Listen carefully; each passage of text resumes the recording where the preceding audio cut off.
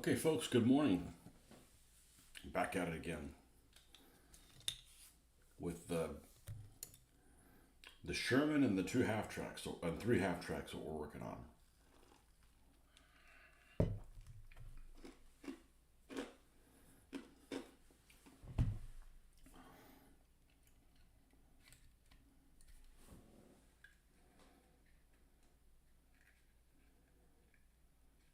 Okay, I want to take a look at, it looks like he's got these headlights up here. If they get painted, I want to find out now.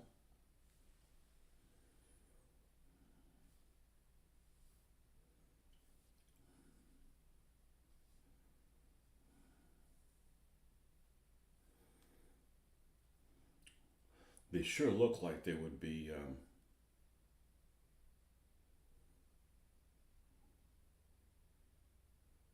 Yep, looks like they do. Looks like they do. So let's go ahead and do that, so we can get this little guy complete, and then move on to the half tracks. They're running out of space here. Just, it's a bit annoying to use a wet palette for this small amount of paint that we're actually going to use.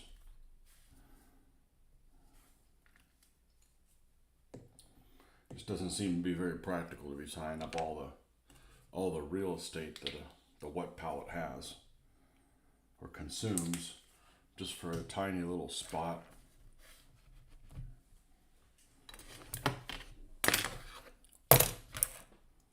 It didn't take long for the desk to be encroached with different things, and I feel like I'm pretty organized.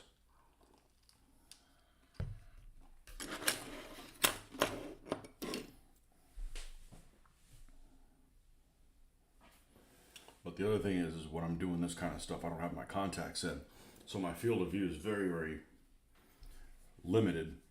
I can't have things all the way out there. I can't reach them. I gotta put my glasses on and stuff.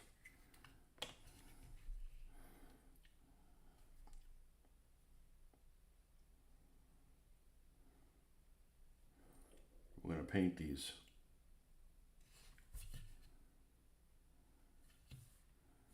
two little headlights here.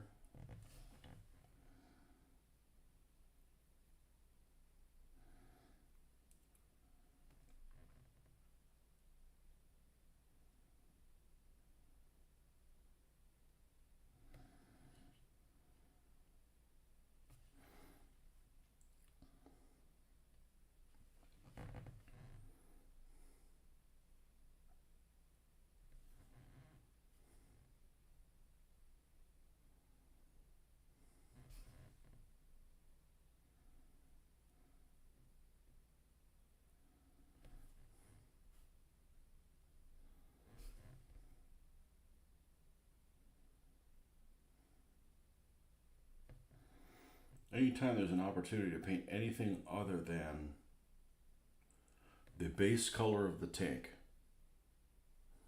whether it's the tools or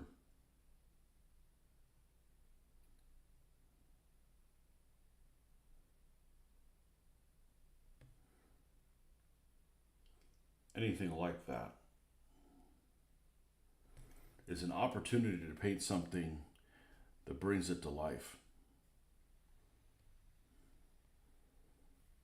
I don't know if that's the case in US vehicles, but in a lot of vehicles,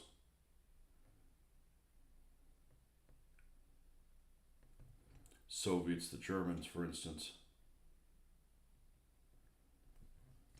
the tools would be attached to the hull,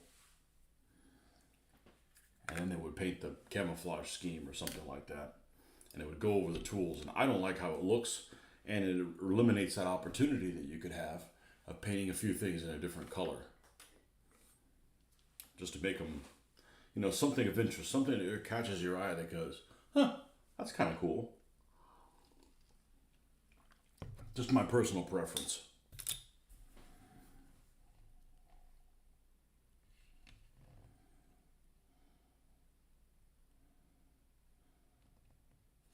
I'm actually going to do something that I don't think I've done on any of the vehicles. That's paint taillights. Not that that's a big deal. You can go back and paint them, but They're not as prominent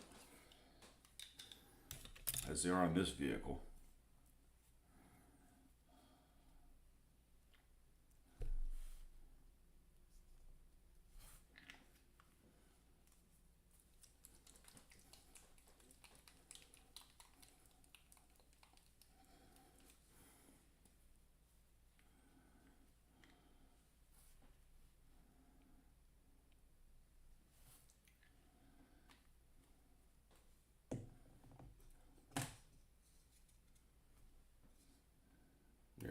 They're not even on here unless they're half-ass molded in there. Truck doesn't have any taillights.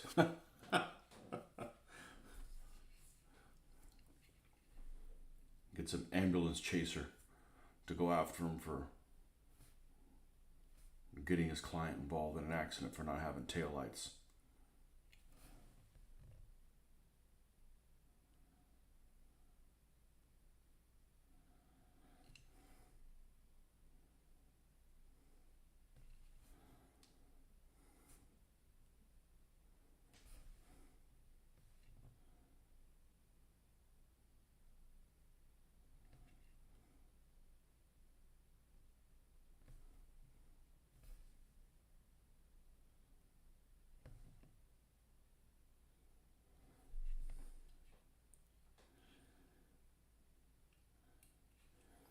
Okay.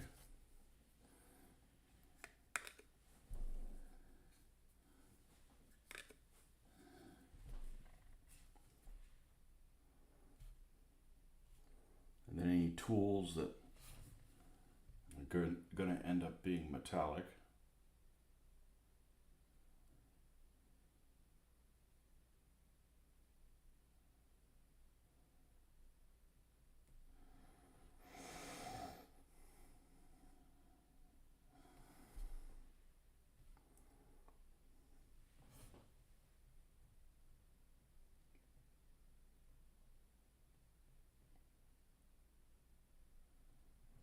The ubiquitous axe.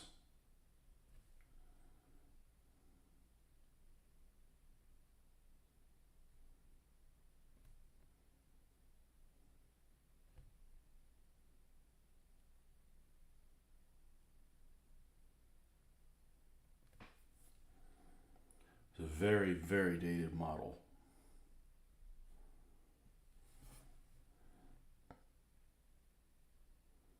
Like I said before, I inherited this. This was already built. I paid a whole dollar for this. It was a estate sale of the deceased family, or actually, I think it was their friends. Actually, were trying to sell off the stuff, and this thing was completely unpainted.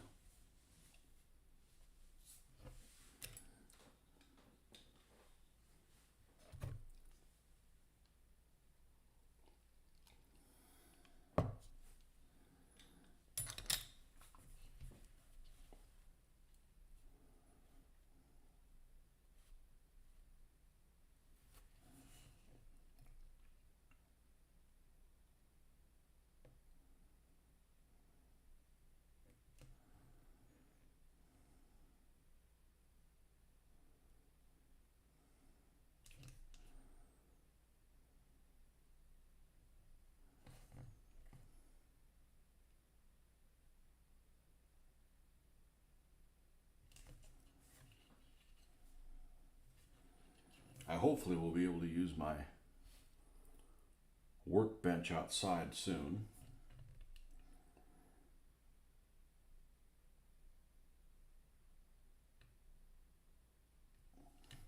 And do my airbrushing there.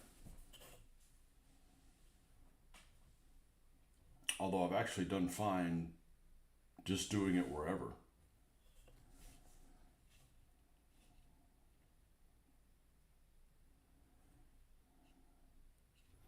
Let's go ahead and get the little bit of metallic, which is here.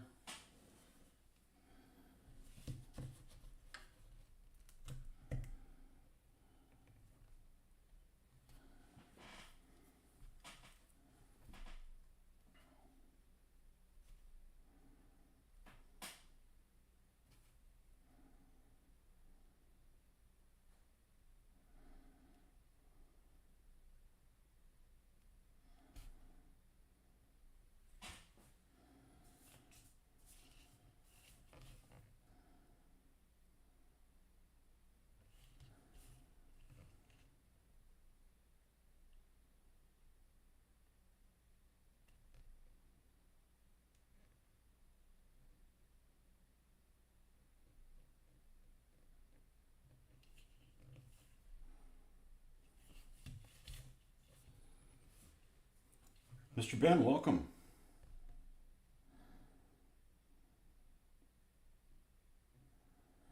How you doing this morning in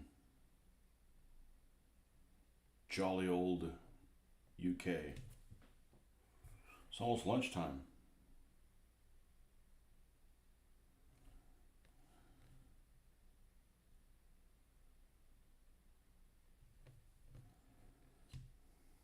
I was I have a visitor the last couple days, and they decided they're a bit of a TV addict. I'm not. I would rather do this than watch television, but I did catch they started watching the show that I was going to wait to watch with my daughter, which is that Masters of the Air. And I'm glad I caught part of it because I'm not going to bother my daughter with it. I'm don't really not really hooked on it or whatever. But as an American, I find it really annoying when they pick subjects for World War II things, and it's maybe a subject that they either have never done before or one that they've done a lot, and they don't ever interject a new formula.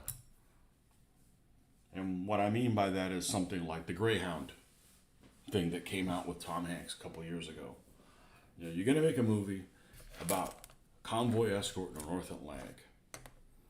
Why in the hell would you use a U.S. Fletcher class destroyer? You know?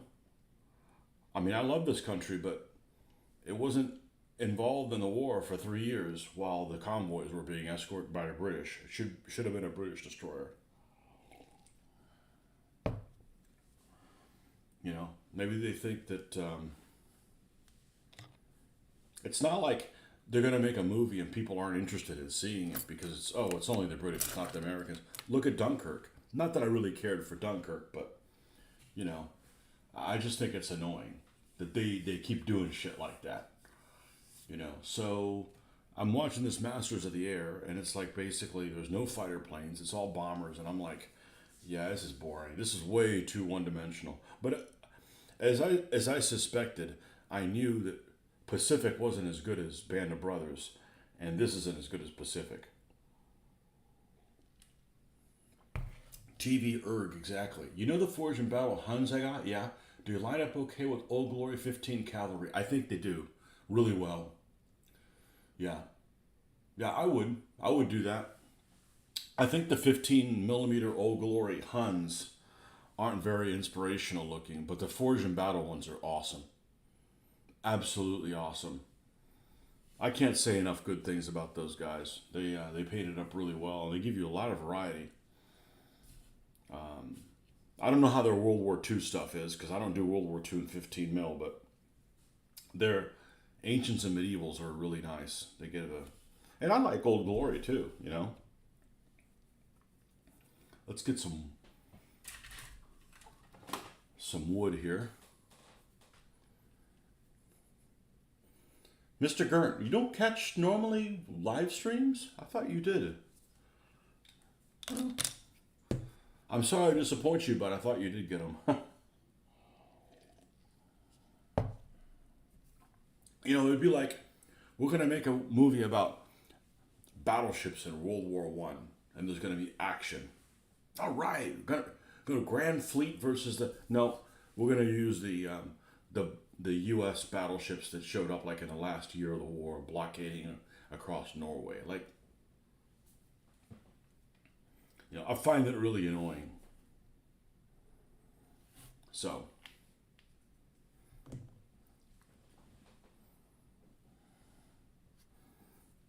I know people in the UK always say, "Oh, that's the Americans like that." Hey, America isn't Hollyweird, okay? You got to give credit where credit's due.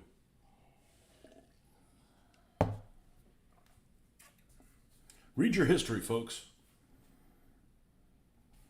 And just because America's not in it doesn't mean it's not interesting. I actually don't like American history at all. I find it boring. Very boring. Fortune Battles World War II.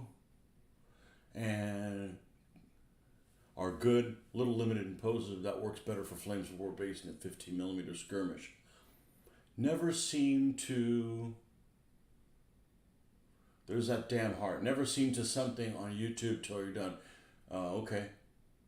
Well, the timing doesn't. Yeah, the timing doesn't work. Yeah, I always. This is my best time to paint because everybody's freaking asleep. I won't get interrupted. It starts my day off in the right direction of doing something positive, and I don't have to worry about, man, am I going to get any painting done? I did it first. Actually, first is breakfast. I'm not getting up and not having breakfast. That's the. I survived the night. Let's eat.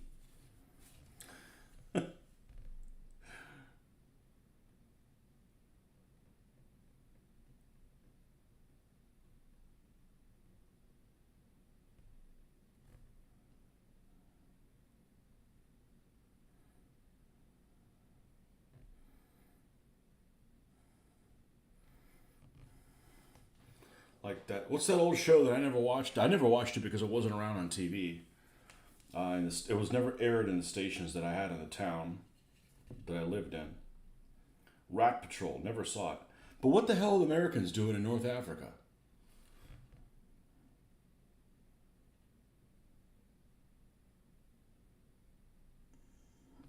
Americans were never in North Africa. Not that. Not that part. Not Egypt and Libya. Tunisia. Tunisia's not North Africa to me. Tunisia's Tunisia. Like it's its own. It's its own area. Geographically, yes, but it's its own thing. Kind of the same way that India isn't Asia to me. India's India. I mean, yes, it's in Asia, but it's India. You know, it's so damn big that it's something totally different.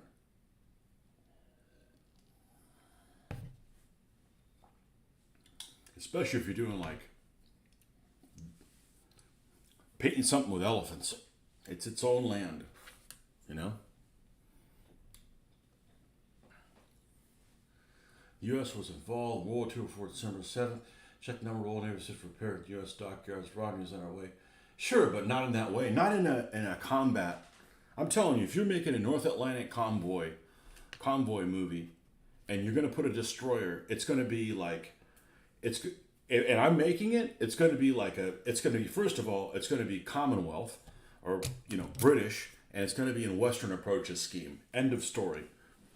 There's your opportunity to do one of them fun light green, light blue paint schemes. An EF or H or HMS Hesperus or some. Make up a name of a ship, but it's one of those type things. Fletchers were hardly used in the North Atlantic to begin with, and the first U.S. destroyers that were doing escorts were some of the older ones, the Bensons and the Benson's Livermore class, or even earlier than that. But it's Hollyweird. So I didn't care for the movie. I did see it. I'm not watching it again. It just doesn't, it doesn't do anything for me.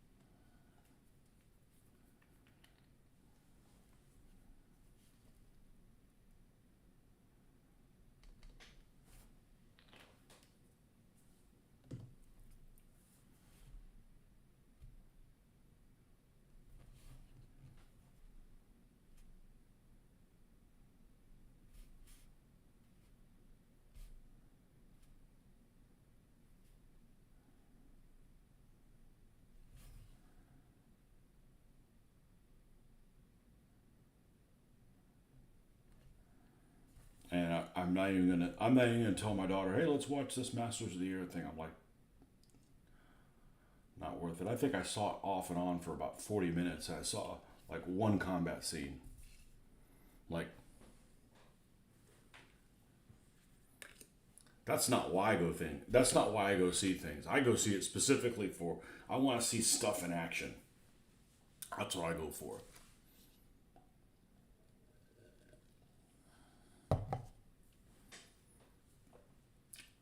That wouldn't be very catchy. We're going to make a movie about World War II. Okay, awesome. What does it take place in? In early 1941, and it takes place in a U.S. dockyard. Nobody would watch that. Even though I love Rodney. Rodney's one of my favorite battleships.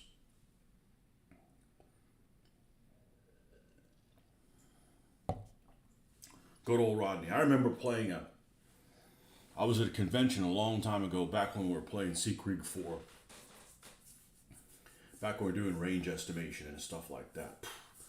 I'd rather go to work and not get paid than play a game with range estimation again.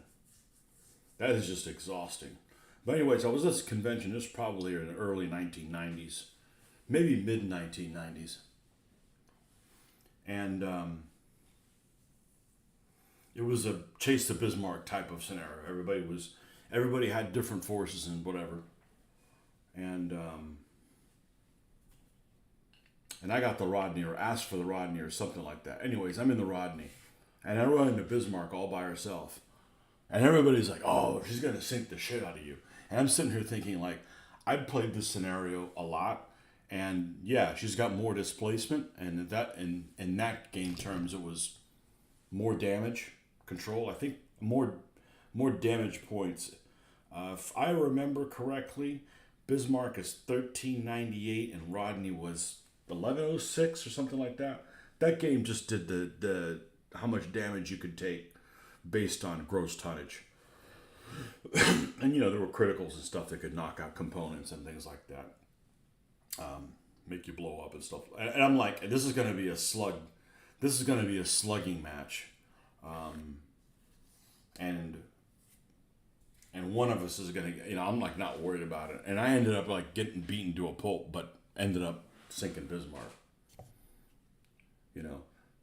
I ended up getting a lucky hit and sinking her. I got the lucky hit before she got the lucky hit. And everybody's like, "Oh, how did you do that?" I said, because it's not that big of a deal. I mean, I've seen this shit play out so many damn times, Can't remember if I asked, was there a good World War II naval rule set for hexes?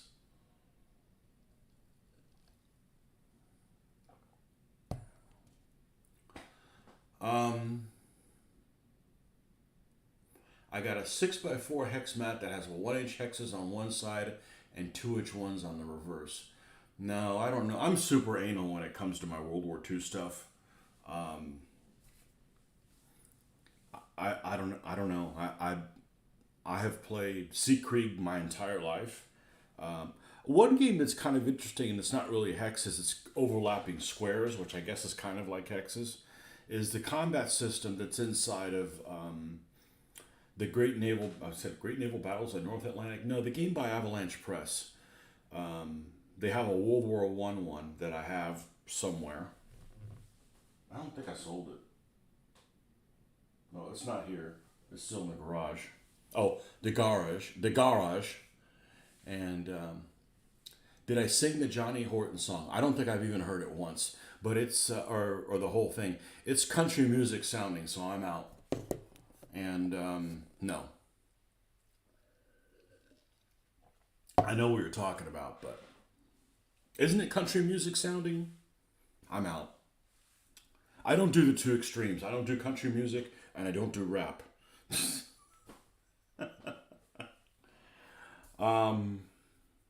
But the combat system that's in there is kind of interesting. It's kind of generic. Well, it is generic, but I ended up getting those games for the campaign ability because it's easier to manage that type of thing than with something that's very heavy on trying to keep track of different things and of course didn't have anybody to play with. And the problem is I don't have really. At first it was didn't have anybody to play with. Now it's like I don't want to be bothered. I don't want to be bothered to try to read the rules because work's just too challenging. Work's just too challenging, and it's not therapeutic to try to figure out rules. It's just more frustration. It's a little folksy. Yeah, I tune out to that kind of stuff. I'm just.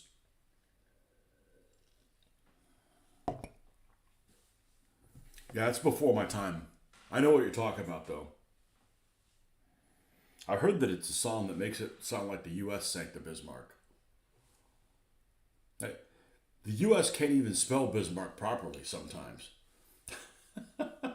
Started playing World War II when my local model shop started stocking Tamiya 170 high scale waterline models on the game lawn back in 1970. You had blue lawn? I didn't think waterline models were available in 1973.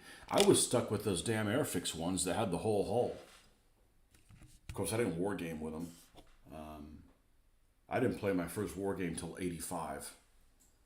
I was 14 at the time. But I love me some ships.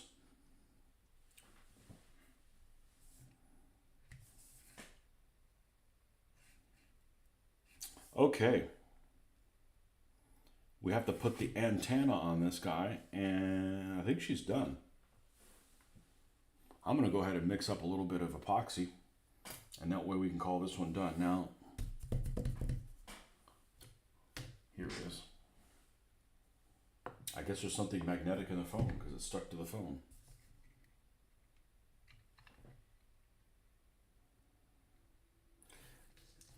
That's how tall the antenna should be, but I have a feeling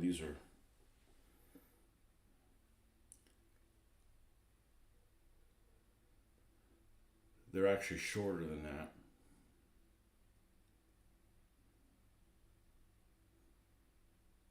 It would be nice if you showed the entire tank so I could tell how tall it was.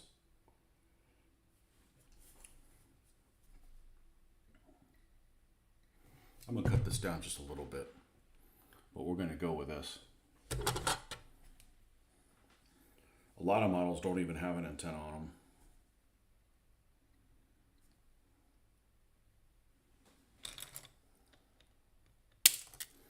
It just adds a little something to look at. Something that catches your eye that goes, oh, I'm not curious.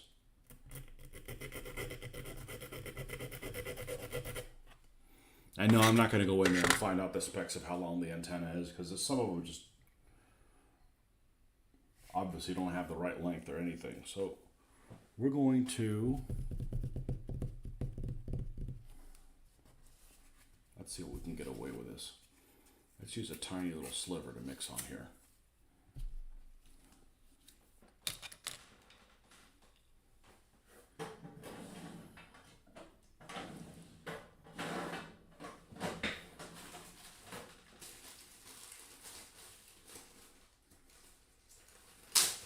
That's the first thing I got into is the ship thing.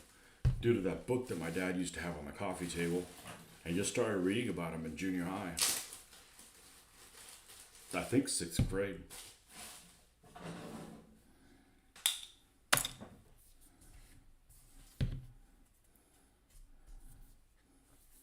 And my particular area of interest was the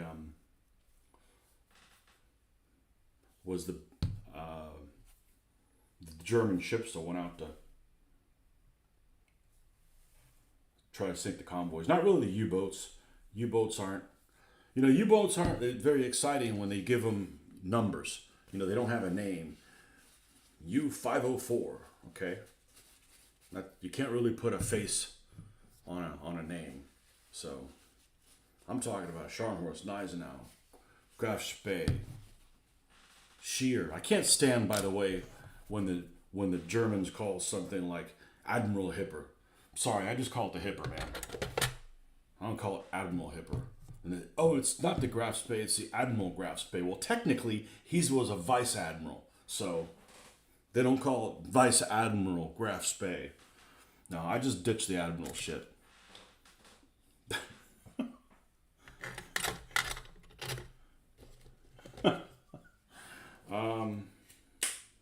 Yeah, all that stuff. And then I found out you can play a game with them. That's awesome. Sign me up, folks.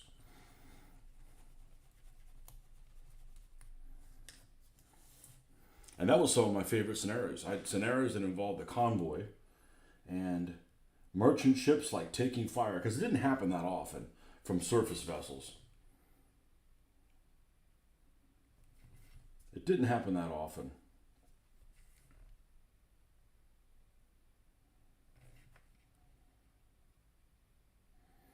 All right, we're going to leave that like that, and we're going to have to come back to it and redress it, but she's done. Any other? And we're not putting it in. We're not drilling in a die cast. That is just cruel and unusual punishment to drill in a die cast. About to start a DBA Polybian Roman army in 15 millimeters. 20 years ago, I wouldn't have known what the hell that meant. Polybian, what the hell is that? So I've been watching the videos on the Punic War scenarios for inspiration. Excellent.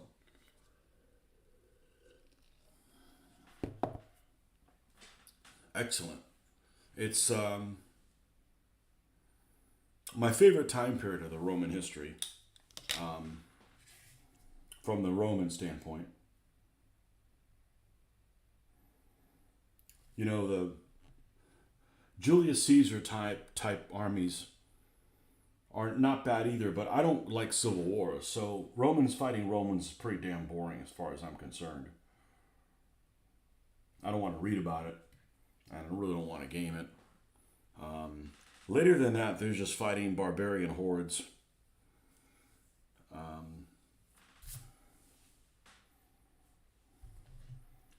Gauls just don't interest me, you know. Right? They didn't write their own history, so why should I read about it? Nah, I'm just saying it's, you know, they're a little one-dimensional for my taste.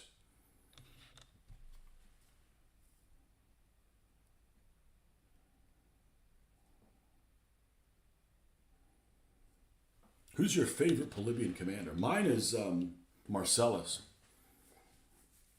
There's a biography out on him, and I probably should pick it up, because I've read like the part they give you for free on Kindle, and it's pretty well written. I don't know how much of it is just made up garbage, you know, because a lot of that stuff just,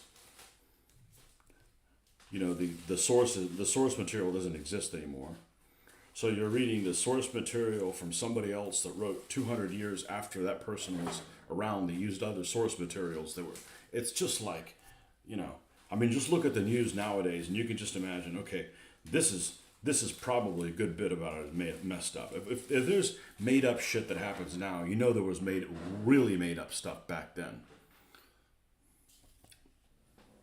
So, and I'm just one of those. When I catch whiff that something may not be accurate, I just lose interest in even knowing about it. I don't want to pollute my brain with potential things that are just make believe.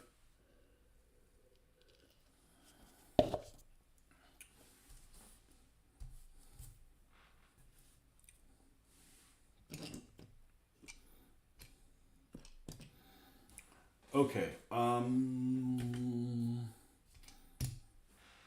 These guys.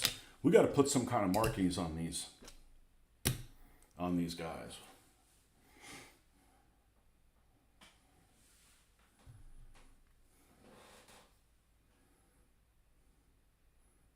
And I am going to give this guy a nickname as soon as I figure out what it is. Along with these, I really enjoyed putting the nicknames on the U.S. tanks. The only one I'm not going to put nicknames on is German. German tanks just, you know, they got enough shit going on. They don't need nicknames too, you know.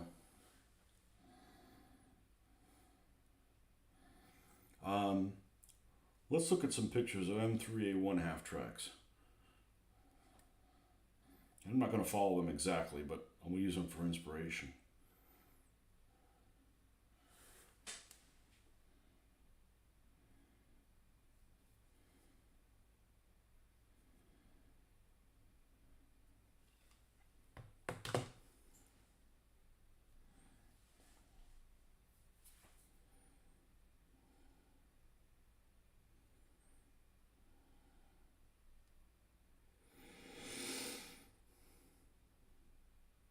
Decals. Well, I'm not.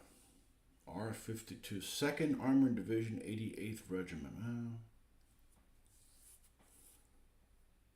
I don't know though. I don't know that I need to put numbers on them.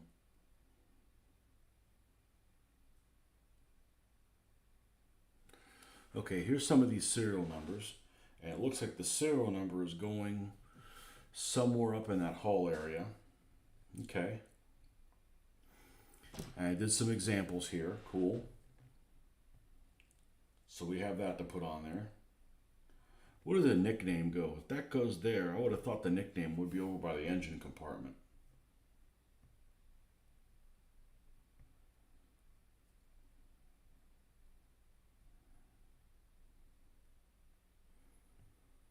Jumping Jack Flash. They have an M15 named Jumping Jack Flash.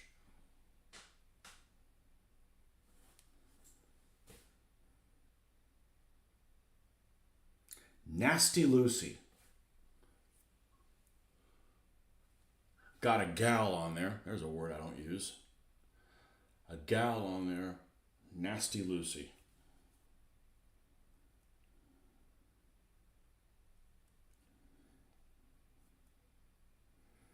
Don't raise your daughter to end up being a pinup girl on a half track.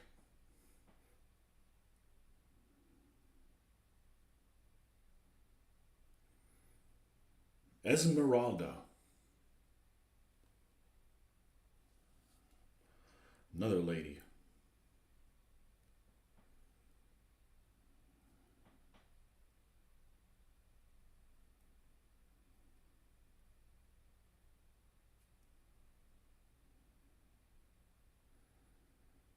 No, we got to write them little USA things on there. Well, I don't have to do it because the Sherman just needed something to soak up some space. These other guys, there's a lot going on there. Sometimes it can look too crowded, and a lot of these don't have them, and they look just fine.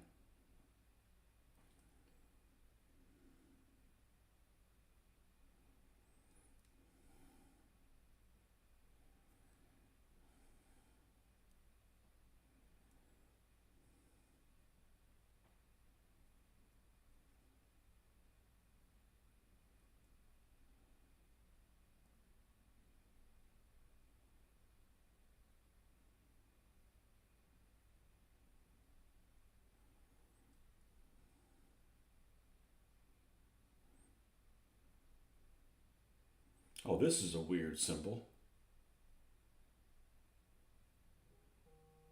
Yes, yes, my 6 o'clock alarm.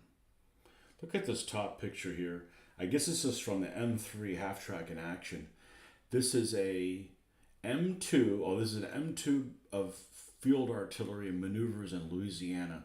Look at the reverse roundo with the numbers there, with the star on there. That's really weird looking. With the blue where the red is normally, and the red where the blue is. That's rather odd.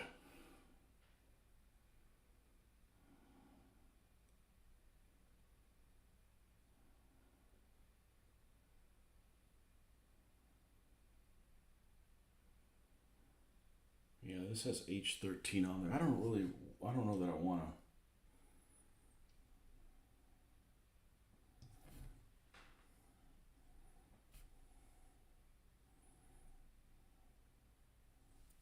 Put big yellow numbers on all of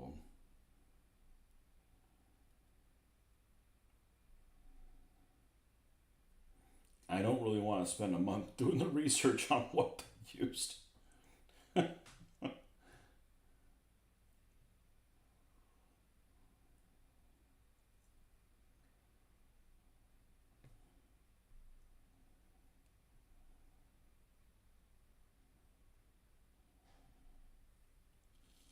Who's the Tamiya one? I want to say I had a model of it. I may not have.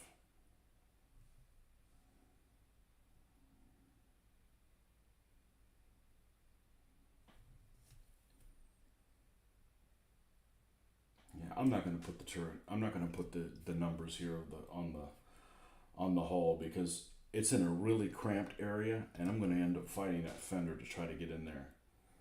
And I don't know that it looks any better. You know, there's some here that have none of those numbers, and they look just fine. None of the serial numbers.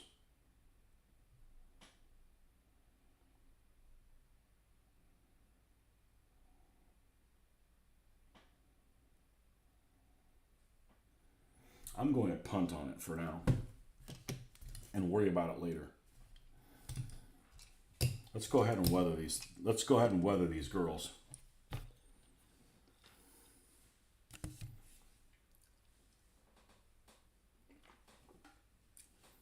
Favorite Peruvian Roman after lustering, listening to yourself and Mitch going off on tangent has to be that Maximus Longus fellow from the Battle of Trebia. Is it Longus or Longinus? I don't know. Sounds like, either way, sounds like he's going to have a problem getting it back into his pants. Maybe that's why the Romans didn't wear pants. You had to chat down at the club with a real tank aficionado. You'd love him. And he mentioned Charby. You know who I'd love to have a chat with? Lindy Beige. I think Lindy Beige would be a lot of fun playing a game with. He might need to do some slow drugs, though, because he's animated. I like him.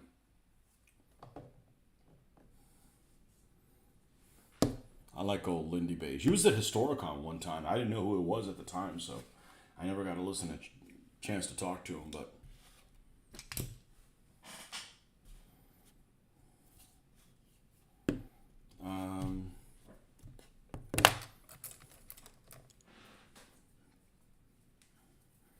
I don't understand why people just don't use their real name. Is your name that bad? And he mentioned Charby flamethrower tank conversions. Yeah. You know, because the Germans didn't have enough supply problems. Well, you know, that's what you get for being a Nazi, asshole. Charby, yeah. I'm not a big fan of captured vehicles. I don't know that I have any interest in ever doing any of them. Hadn't realized the Germans actually used them at the Eastern Front. Yep, slow train. They used them for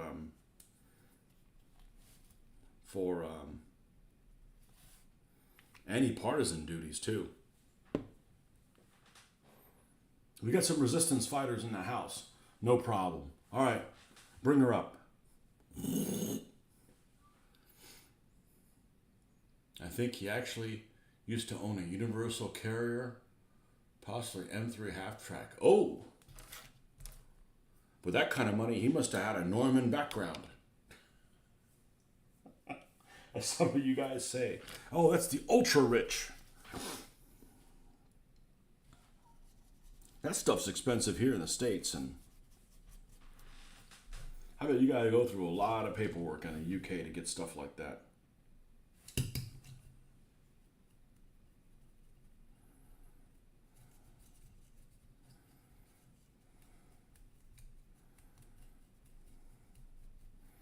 As much as I like vehicles, I don't think any time I'm fascinated about owning a real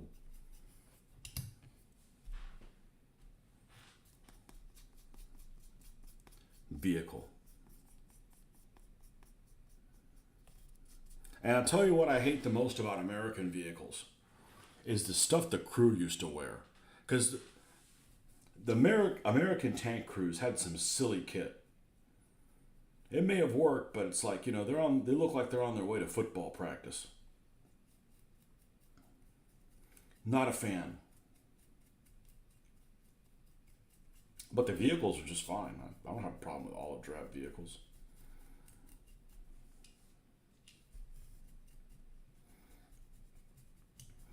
You can make them look interesting.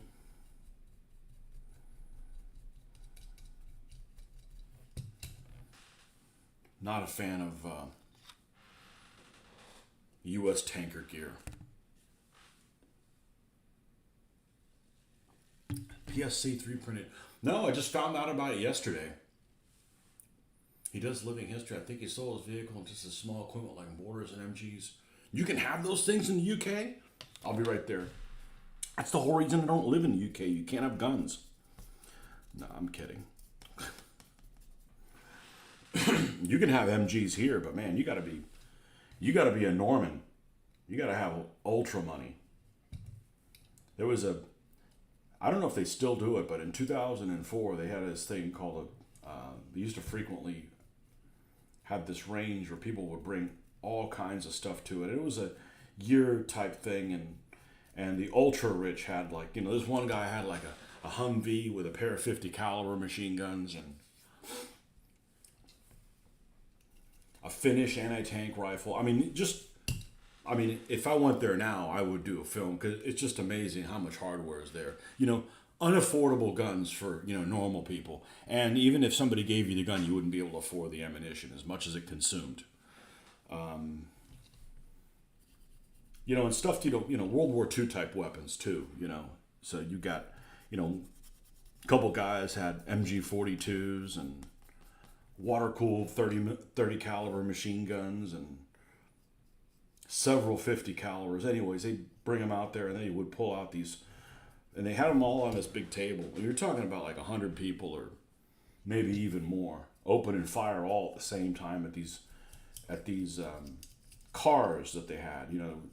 Older cars like Dodge Omni, and cars that were just defunct, and pretty much just a waste of ammunition just doing that. And I went to one of them one time in 2004.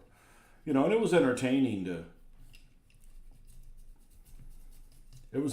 watch, listen to how all these things sound like.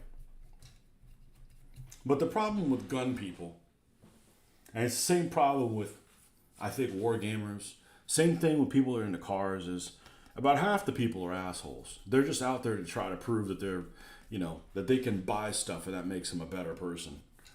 And that's a people problem. It's not necessarily whatever hobby it is. And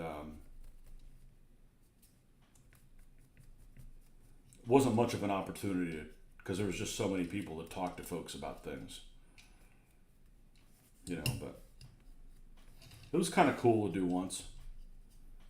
But there was a lot of money on the table. But there's people out there, that would rather keep buying firearms than buy, a house that doesn't have wheels on it. It just depends on what you want to do with your money. I just found out about the Plastic Soldier Company 3D printed stuff yesterday. I'm a little disappointed. I'm a little disappointed that they went down the route that you could get stuff from anywhere anyways. And I'm a little disappointed of their pricing because it's not really that good a deal. And a truck costs as much as a tank, so I don't think they're going to sell a whole lot of trucks because they're not as glamorous. I keep getting contacted by people that do 3D printing through Facebook, and they want to know if I want to use them for a design of stuff. And I'm like, I'm a painter. I don't think I'm ever going to buy a 3D printing machine and print my own stuff because, first of all, at the rate that I paint, I don't need that much stuff to keep up with my painting speed. And I don't want the frustration of the machine not working. I don't have the personality type that can deal with that. I just get really angry. And I'm pretty intolerant of letting stress come into this hobby. So that's just stress inducing. So for me, I don't ever see printing my own stuff.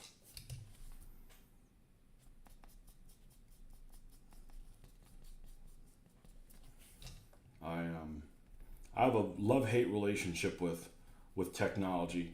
They make it too complicated, and then when it doesn't work, it gets very frustrating. So I'd rather be in this world where I know my brushes are going to work when I start them up. And if I need to buy something that's already 3D printed, I'll contact the pros that do that kind of stuff, not me. Mr. Marcus, welcome. A mortar. Why would you have a mortar? You can't fire it.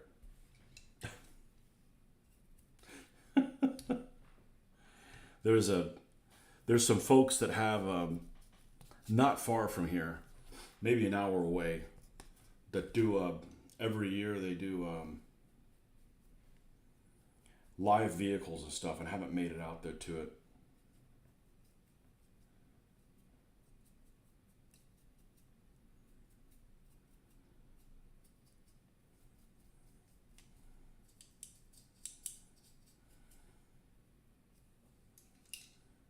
Okay, that's not bad for the first color.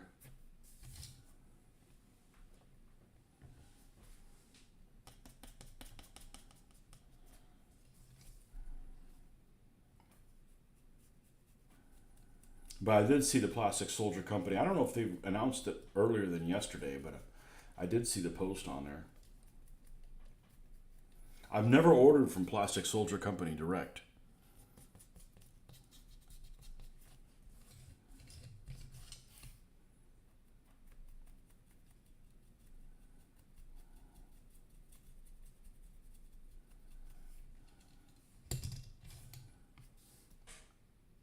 And the problem is, I like to test the waters by ordering one thing, and when the shipping is that much, it's like not encouraging to do that sort of thing.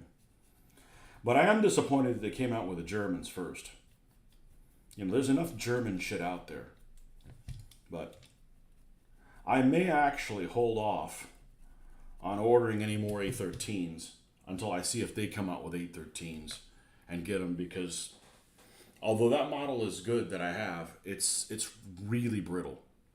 And I don't think I'm going to have trouble with it, but I'd be really leery if I had random people play around and turn the turret on and everything. The print quality is incredible. I mean, it has some incredible detail, but it's extremely brittle. I was pretty careful taking it apart, and I still lost the headlights. So if that happens to me, I know other people are creating all kinds of problems. But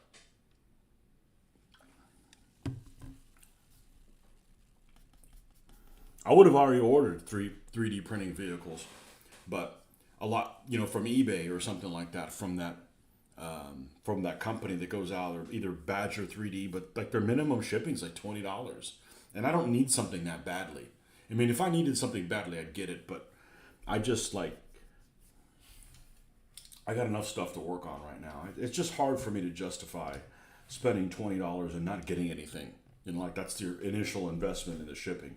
And I get it. It costs some money to do it, but it didn't 10 years ago.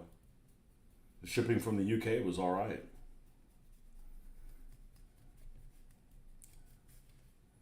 But like I said, I don't need it bad enough.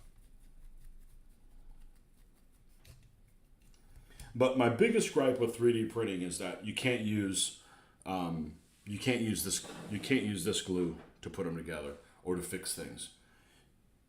That's the problem with the resin stuff, is you got to go super glue, or in my case epoxy, and it's hard to get in there and do some really fine work with it. I like the weld cement a lot route.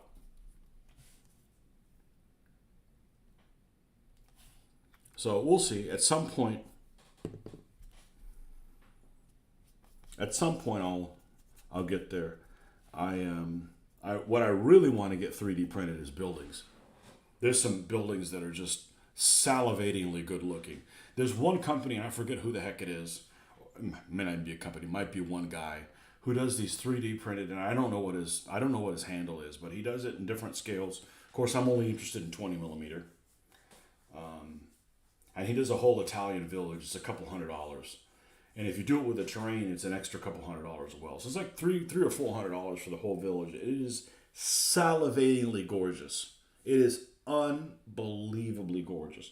It's got like 8 or 9 buildings and a little church and chicken coops, and I'm like, all right, well, that's a goal to build towards, but I got to do some practice on some other stuff, and I'm sure I will be fine. I'm sure the first time that I start working on these buildings, I will like how they turn out, because I may not have done it before, but I've got decades of practice on working on things that I'm happy with how they turn out. So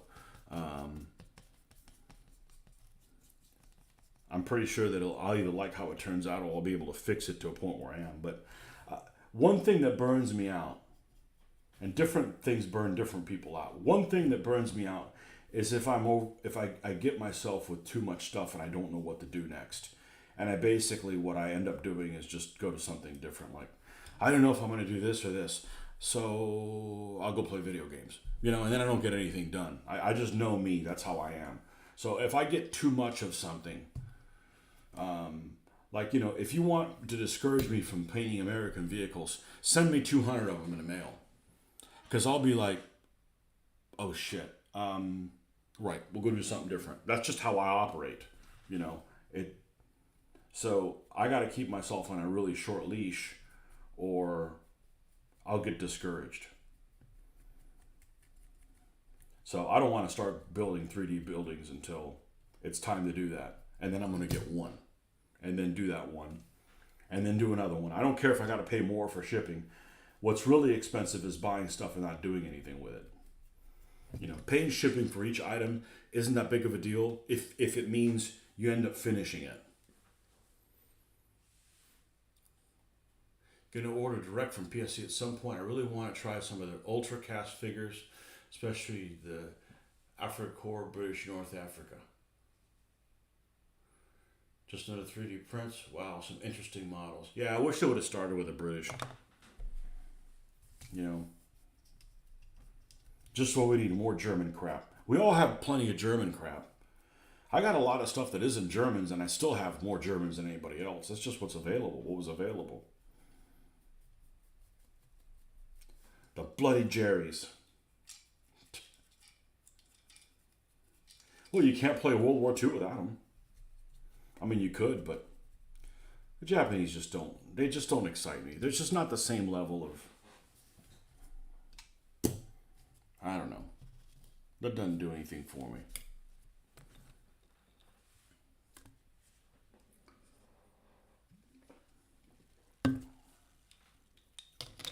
Although, I looked at their list and the stuff I'd be interested in picking up is some half tracks. And I don't mean 251s. I mean like SDK of Z10s. The stuff that's difficult to find.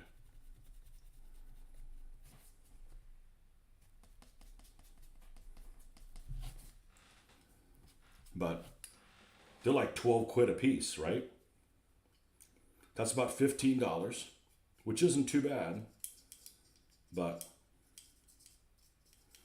it's also not like jumping at me like, well, we got to get this now because it's new.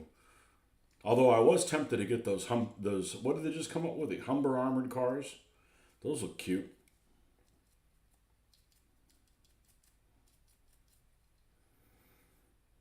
But I did sit down this last week and made a list. I went through that North Africa scenario book that I have and wrote down all the British vehicles I needed to get to be able to do any of those scenarios. So I think those are the vehicles that I'm going to focus on if I'm going to do North Africa, is work on all that kind of stuff. Were you pretty happy with my SS model? Well, I didn't finish building it because I was starting to get sidetracked, but I needed to do I even did an unboxing video and haven't posted it yet. Am I pretty happy with it? Yeah. The cost is fine on it. It has excruciatingly detailed detail on it. But a lot of the detail is so fine that it's easy for it to break off, even while you're cleaning it up. And believe me, I was being really careful. Not enough so that I wouldn't buy another one. My biggest gripe with it, I have two gripes with it. My biggest gripe is that it doesn't have the option for open hatches. Just a tank cupola. Just because I'd like to have a tank commander 1 out of 10 tanks or 1 out of 6. Just something to have one guy that just gives you a sense of scale. In my game, if I play it, use a counter whether or not it's crew exposed or not. So that doesn't really matter. But just for an aesthetics purpose, I like the ability to being able to have some of the the turrets open, like the S model kits that they make of the Crusader. You know, Crusader's got a pretty big hatch. None of the hatches on any of those Crusaders open. That's like, well, that's kind of unfortunate. But so they're brittle. They have excruciatingly great detail, really good detail. They don't go together bad, but you can't use this. This is probably my biggest gripe of all of it. I wish you could use this. Because if something happens to the barrel, like it snaps, I'm fucked. I can't just mend it with this stuff. That's probably my biggest gripe about it. So all in all, really don't have much gripe about it. But they're definitely for the, I don't know about the advanced modeler, but they're definitely for somebody with patience. They're a lot easier to put together than those damn T26s that I got from Ukraine or whatever, which we'll go back to them with the photo etch parts and stuff like that. You can always play Vichy French versus US for Torch. No crowds there. I don't know. Vichy French are not very exciting at all.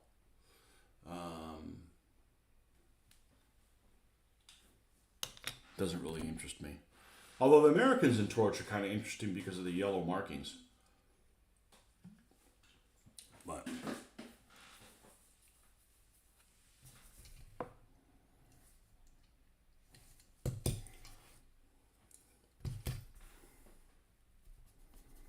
the Vichy French. The Vichys. Actually, I don't think I've ever heard somebody call them Vichys. And I'm surprised it hasn't been mispronounced. Because I even had a history teacher in middle school that pronounced the name of, just when you think you've heard it all, that pronounced the name of that island in the Pacific where the U.S. did a marine assault. He pronounced it Tarawa. I mean, there's a first time for everything. Maybe he was just handicapped. I don't know. Tarawa.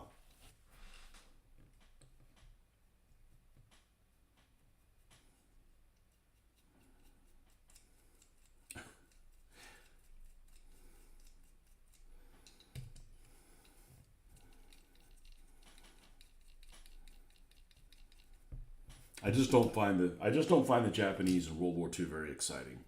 Sorry if you're a fan of them. They're just not. To me.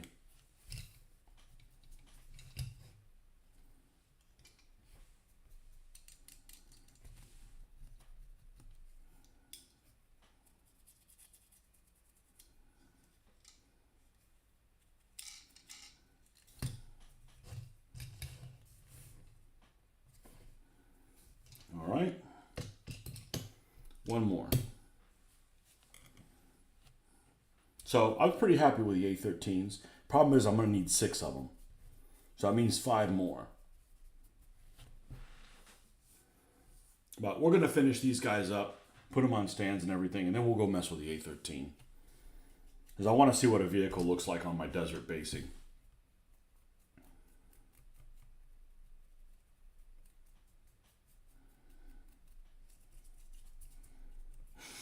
And I have no white metal desert infantry at all. None.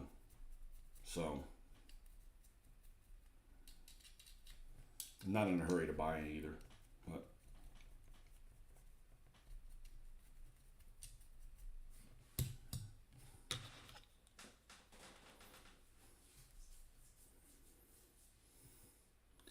M3 mediums and light.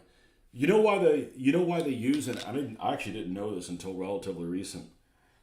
You know, there was a convoy, and I would have liked to actually known what convoy it was, and I probably could figure out what it is, but there's a convoy ship or ships that went down on one of the supply runs through Malta that was carrying a whole bunch of Shermans. So the U.S. didn't have any Shermans, so that I think it was the 1st Armored Division ended up giving the British the Shermans that I think ended up at Alamein, or some of them during that period. So this would have been a convoy in like late 42. So the U.S. had to make do with the Lees for a lot of them. And The Brits got the Sherman. I'm sure they were getting other Shermans as well, but those Shermans, the First Armored Division couldn't use because they were given to the British because the British ended up losing their supply of them in that convoy. And I'm like, well, that would have been an interesting naval scenario to do, is to find out what ship that they were that went down. I found that out recently. I'm like, that's kind of there's just so much stuff that happened in the Second World War that it's just like it's never ending. Really cool snippet things you could find out. I didn't know that. I had no idea.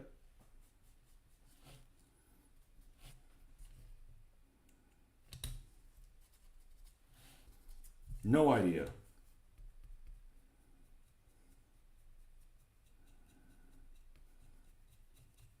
Now, they did have some Shermans, but most of the tanks that landed at Torch that were American were Lees because of that reason.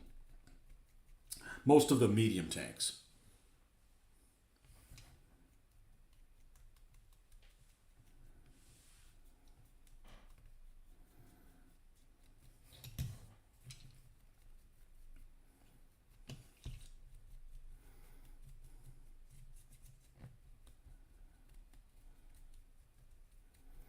So somewhere in the Mediterranean, there's a whole convoy ship or ships full of Shermans. They should bring those up. Go dig them up. Dig them up.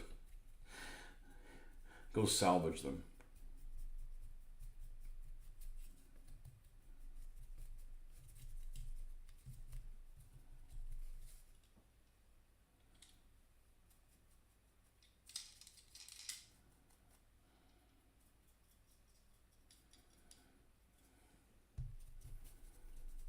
It's got to be like at least 100 of them.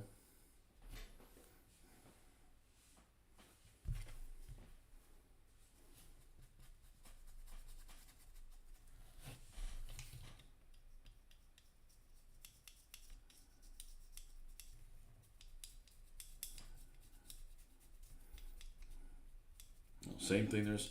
There's probably several. There's many vehicles that were destined to go to the Africa Corps that never made it to them. I don't know if it would have made that much of a difference. They still need fuel to go with them, but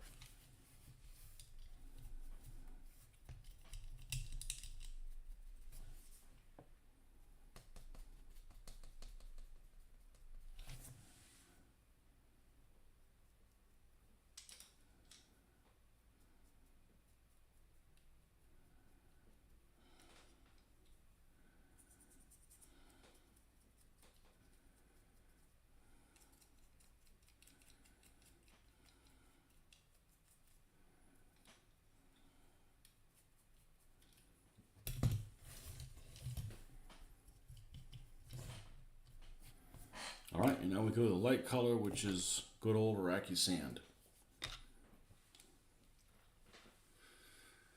New project idea: Weird War II with the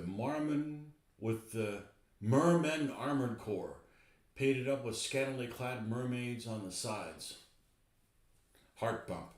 I guess you give me a heart to bump it up one so I could read it. Well, I appreciate it. And I'm glad I'm not the only one being tortured by that stupid heart.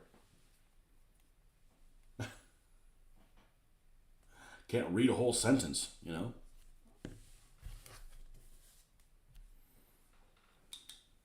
Weird War II, zombies and mermen.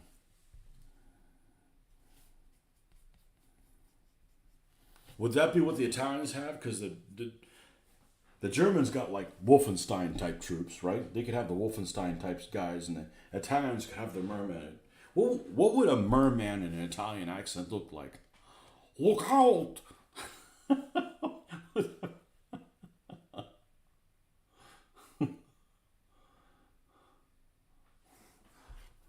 We're not done with the spaghetti yet.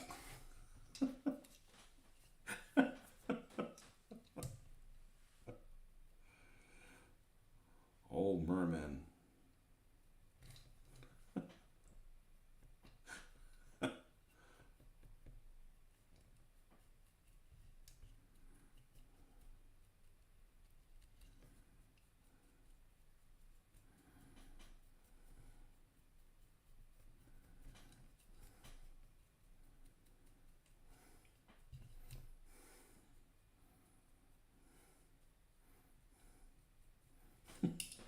What's the matter with you?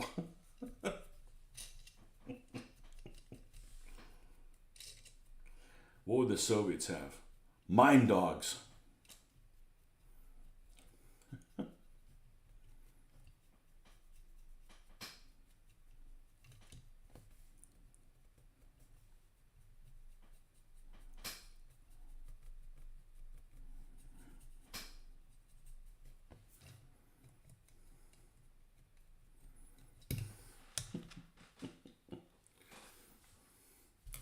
All right, be right back. I'm not even going to stop the feed. Let me just go across the way here.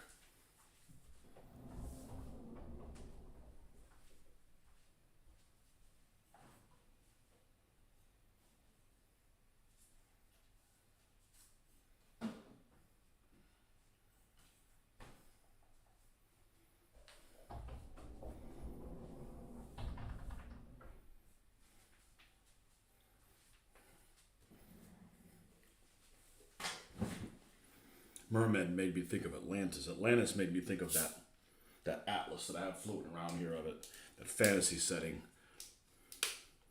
You know, if I was retired, I guess maybe. But I don't really like horrors of the things.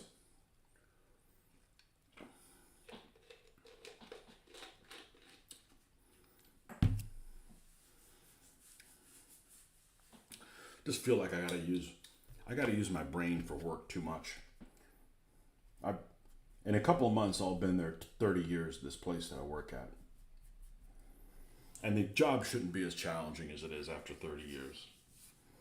And I think that's what it is. You know, I'm playing with a lot of folks that are retired. I'm not, and probably won't be for a decade and a half. And I'm just like, I'm tired of all the challenges that work brings, especially when you're trying to do stuff for a bunch of people that are retired. And I'm like, this is therapy. This makes you feel good. Reading rules and trying to figure shit out when I'm like brain dead when it comes to Friday is not therapeutic for me. And I just don't want to do it bad enough. You know? And that's kind of, you know, I know a lot of the people that watch my stuff, they're always like, when are you going to play? When are you going to play? And I'm like, I don't know. When am I going to get a... I wasn't even able to use all my vacation days last year. You know, it's just too inconvenient to leave work. And it's not that I love my job or anything, but, you know, if you don't do your job well, guess what happens? You just create more work for yourself. So, yeah, we need an economic slowdown. And I just don't see one coming. I don't see one coming. There hasn't been one coming. I worked on my Renaissance rules when it was the slowest at work it's ever been. You know, not necessarily that I'm working on it at work, but you get home and you're not like brain dead, you know? So let's get half bear, half man mutants.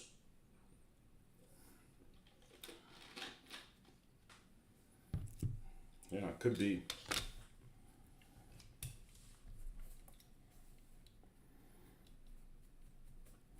But that's why I'm not working on rules. That's why I didn't work on a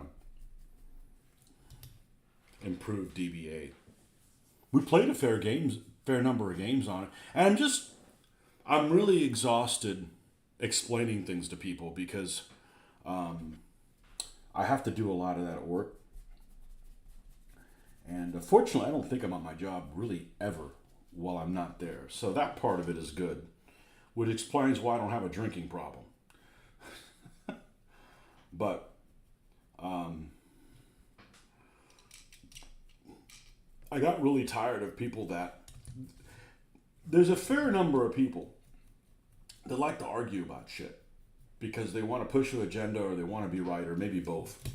And I just want some consistency and stuff. And the whole DBA thing was annoying that there were people that weren't involved in the problem solving, whether it was through a fact group or anything like that, but yet they wanted to be vocal and have an opinion and be, and not necessarily it was a matter of converting them, but if, they were out there spewing things that weren't accurate, and you constantly had to redirect people so that they weren't doing things right. And all of those things combined really just kind of culminated in a, I'm fucking done with this, And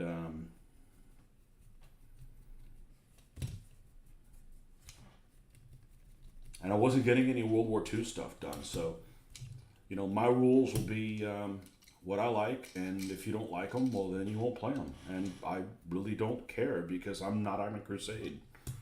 I don't need to convert anybody, So it is just I can't spend this amount of detail and interest in trying to get things right to my liking, and then play a game that's like, okay, odd or even, the unit is eliminated.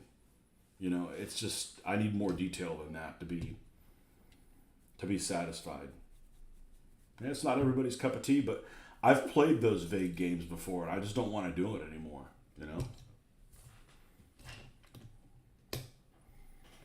So I just picked the hotel up for the next convention that we're going to be going to, and I'm going to do like I've done the last 4. I'm just going there to hang out, and I've had a great time just hanging out with folks. I want to socialize. I don't want to necessarily do all this busy work of having to make awards and this, that, and the other, and been there, done that.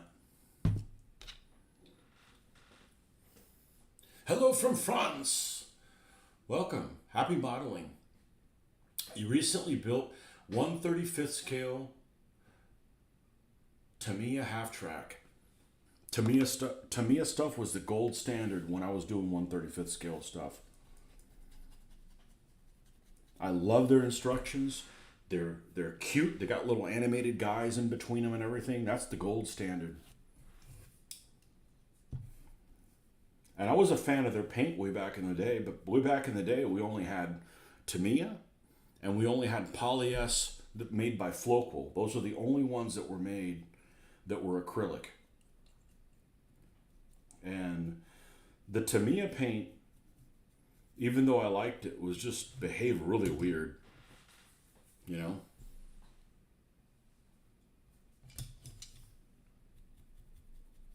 I love the Tamiya kit stuff. I had several of them, but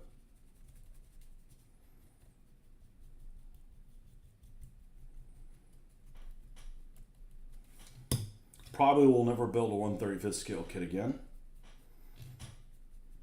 because that's basically what I'm doing. Is I'm building. Well, these are die cast toys. These are $4 toys from bought them in the early 2000s at Toys R Us. I'm pretty sure that's where they came from.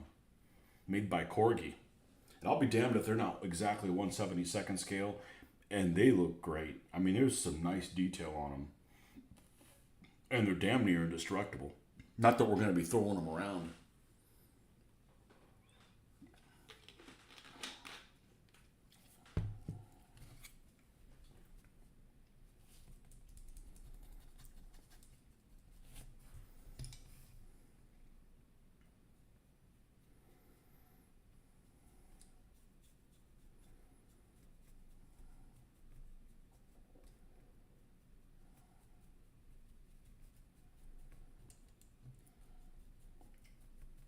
Let's bump up the edge of this a little bit more. And of course, this will look totally different when we seal it. But this is probably the last time I'm going to use these Petting House damn German decals. They just don't lay. I even microsoled them and everything. They just don't lay worth a shit. Aren't Germans known for precision? Not these fucking Germans. Had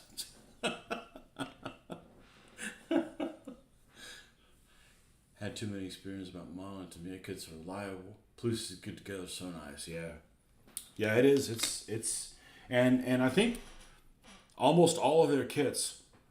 If you have a piece, like let's say you have a part of a superstructure, and you have like a little box that goes on the side of it, whether it's a vehicle or something like that, they can always give you like a little ledge that it fits on, right? Or it's either a prong where it goes or a ledge. You're not like these Russian instructions that give you this one diagram and they point to all these arrows in these different places, and it's like, well, where on that side? There's 6 other things that go. So you have to well, luckily we have the internet. You got to consult the pictures and go, okay, that box goes before the other one, and that kind of thing. To me, it makes it just really easy, you know. I've said it before. It's not what you play, it's who you play. Yeah, sure, I agree. That's why I won't run a game at a convention again. There's just some people I don't want to play a game with, and then you have to push your toys around. I didn't run a game for a long time. In 1996, I was running a naval game, and pretty much everybody I knew signed up for this game, but there was one wild card, and that wild card was ham-fisting all of my ships, and it was such a bad experience having to babysit that person, and they were twice as old as I was at the time. Yeah, they were close to 50, and I was in my mid-20s. I'm like, I'm not running another game at a convention again. And when I got back to going to conventions, I did the DBA stuff, which pretty much other people don't touch your things for the most part. You know, to me also built the Ford GPA amphibian Jeep. I too love this casting. GPA Jeep. That's not the duck, is it? That thing's. I need to build one of those because they're so damn ugly. Ford GPA amphibious Jeep. Let's see. Ford GPA amphibious Jeep.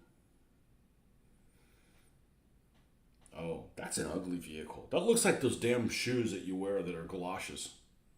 Doesn't mean I won't build one. What do they use those things for? Like in recon units and stuff? Oh my god, they make a photo etch set that costs twice what the hobby cost. You know, the problem with photo etch is you can't glue it with it. You know, once you discover this, and we didn't have this stuff back then. We used the tester stuff. So this tiny little applicator is like a miracle. It's like you can do so much stuff on it with that. And it's really pleasant using that. It's a very zen experience putting things together with that weld cement.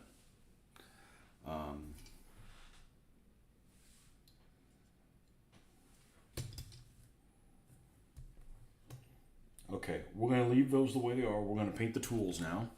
Let's rinse this little guy out. Ugliest, I still stand, ugliest World War II vehicle that I can think of at this moment. That duck truck, that DUKW truck. Horribly ugly vehicle. Horribly ugly vehicle. Speaking of the French, I would love to do French vehicles. However, three things go against that. In order of importance, the Germans at the time sucked because I don't like German vehicles without the little turret basket on the back of them. They look weird. They look like a freaking bald baby. I don't know. It just looks like an SUV that needs a roof rack. It's just, they're weird looking. So it's not a problem with the French vehicles. The French vehicles are cool. The problem with the French vehicles is, and it's probably not something that I would have a problem with once I started doing them, but their hard edge camouflage looks like it's going to be difficult to even when it's done right, it looks wrong. But that's a challenge. Same thing with the Japanese. Japanese have that hard edge camo. But I'm sure I could probably figure out to do it in a way that I'm going to be happy with it. But I love their little playing card motif things. Little tank running around with a heart on it. I mean, that's just adorable. What's the third reason? Oh, the campaign didn't last very long, But ultimately, that doesn't really matter. I mean, people build things for Kursk, and Kursk lasted less time than the Battle of France. So, that's not really an excuse. But, yeah, I could just do German tanks for like Barbarossa and just... The Panzer IIs, for some reason, don't bother me without the turret thing in the back. But Panzer IIIs without the thing in the back just look dumb. And 4s, not a fan. Not a fan. Outside of vehicles, would you do some horse-drawn items? I never have.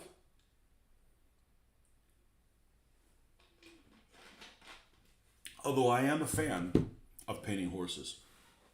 And I didn't paint a single horse until I did DBA stuff. Never. And I fell in love the first time I painted them. I love painting horses. There's a 3D printer, it might be Badger 3D design. And they make, I don't know what they look like in person. They look a little heroic Warhammer looking. But they make a whole set of like civilians and like partisans with oh,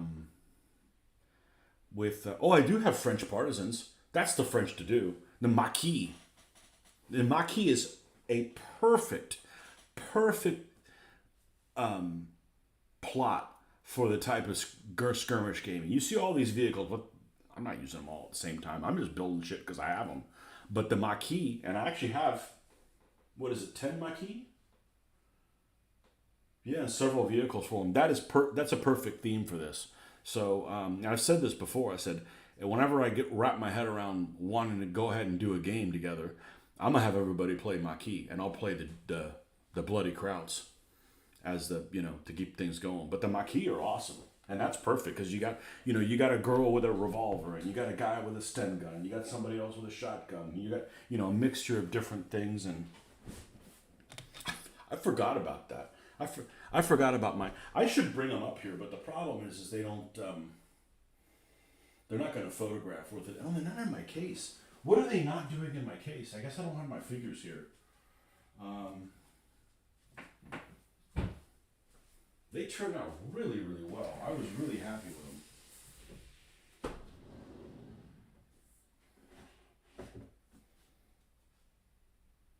Yeah, I don't know where they are. I had them done from before the move. But they're the figures that I did with the new basing. Because all my old basings from the 1990s, the figures still look good, but the basings from the 1990s where we would just paint things in green and we dip them in that woodland scenic stuff, and it's barbarically basic by today's standards. But yeah, so I do have French. They're just occupational French. Occupied French. Recently also built French World War II Renault 35. You're right, Camel's quite challenging about some French. Yeah, even when it's done right, it doesn't look like it's done right. Like if you looked at pictures of whitewashed vehicles, they look sloppy. And if you did it correctly, it would look like you did a crummy job. As a French, due to history, I can't build some German World War II stuff because you don't want to or you're not allowed.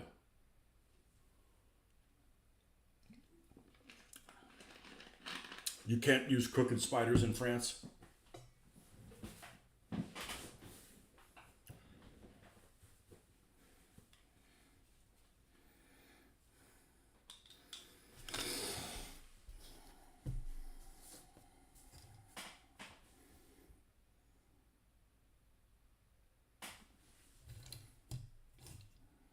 Okay, do the M3 half tracks have the headlights showing? I may just do it anyways because it looks better.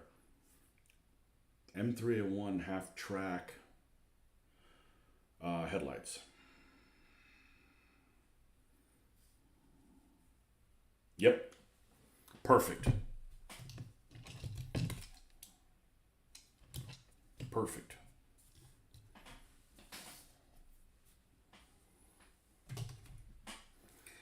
I could see them not allowing swastikas in Germany. They don't want to appear like they're promoting that again, and I don't blame them, But anywhere else, like, you got to show those evil people for what they were, Because you don't want, okay, well, fair enough.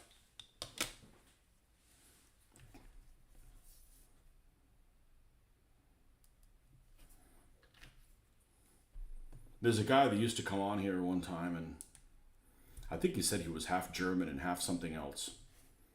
And he was really embarrassed that he's, German. Hey, you don't get a choice what you get born at or where you come from, But hey, you're allowed to have your own preferences. I don't build Soviet liberation vehicles. I won't build a Soviet vehicle that's, the Free Polish Army. I won't do it. First of all, I don't have to. So that's less things that I've got to paint. And it's just dishonest. You're just being dishonest. Czechoslovakia Legion. It's like, they're not going to free you. You're just going to be under their thumb. So, who are you really fooling? So I don't do those kind of things. What else do I do? I don't put these markings on British vehicles. I don't put stars on British vehicles. It just seems wrong. I would not build, I have nothing against the French. I would never build free French vehicles that used Shermans and the soldiers that dressed up just like Americans. Like, you're just basically building Americans. If I'm gonna do French, I'm doing 1940 French, and I've got no problem doing them. They're cool. They got cool stuff. There's lots of stuff for them. They got some kick-ass looking half tracks too. I don't know whether they're any good, but they look cool. Little 25 millimeter anti-tank guns. From which kits come those castings? These are they're Corgi die-cast. They're basically toys that I got in the late 90s, early 2000s. It's all one piece. It's got rolling wheels, which I need to glue so they don't move. And then they're hard to put on stands when the wheels move.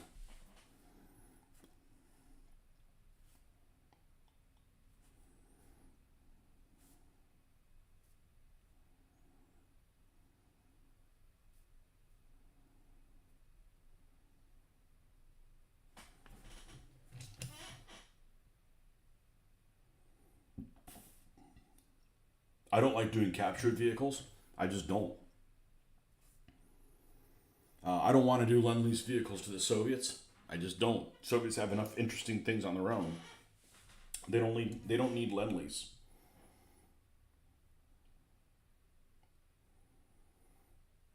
I don't have a problem with Lend-Lease. I just don't want to give them to the Soviets. Stuff just looks weird. Studebaker trucks would probably be all right, but I don't want to give them any Matildas or Stewarts or Lees or Churchills. It just looks weird, It looks really weird.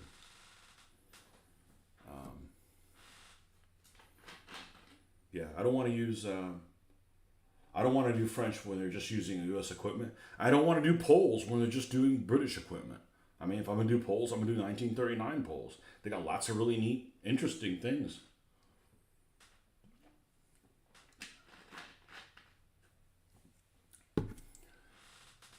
Yeah, they actually came already with decals, but I wanted to mix them up, make them a little different. And I've got some aftermarket stuff on here to make them look interesting. I wish I could find my Maquis. You might have gotten a kick out of them. They'll be back.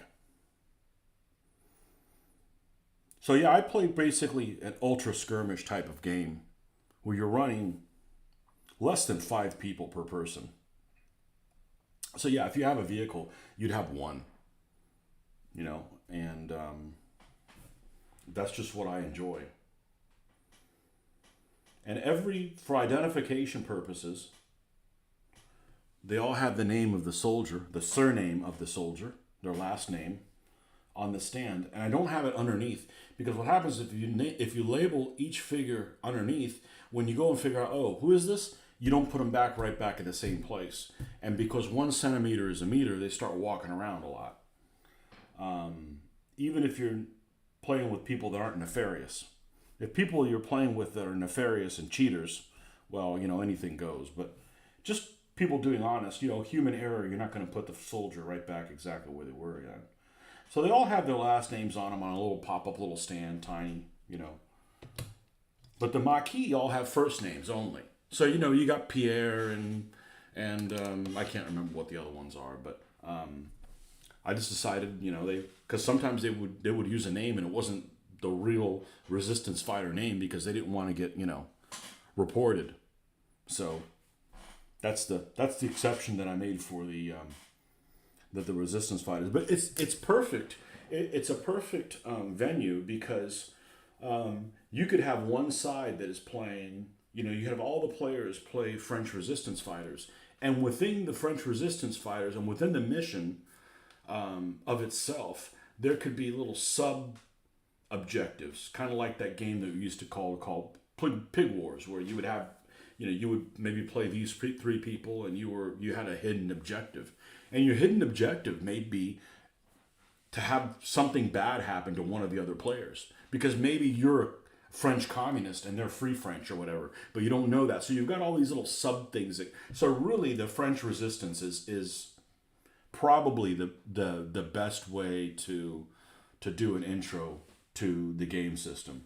And I think I got like 10 resistance people painted. I don't know why 10 sticks in my mind, but I got about that many of them. Anyhow, I painted them recently last year and really happy with the results.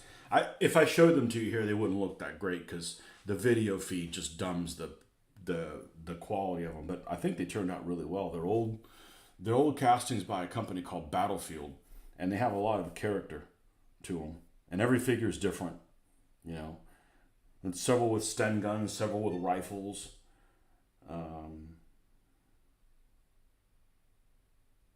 Cool stuff.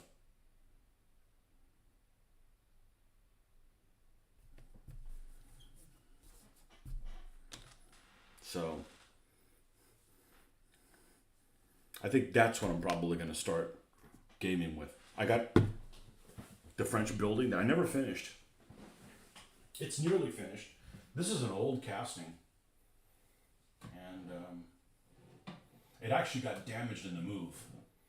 So hopefully it doesn't break on me. It's totally fixable. This is nearly complete. And this looks like crap in this lighting, but I think the front of it is broken. But you couldn't even tell that it's broken, but yeah.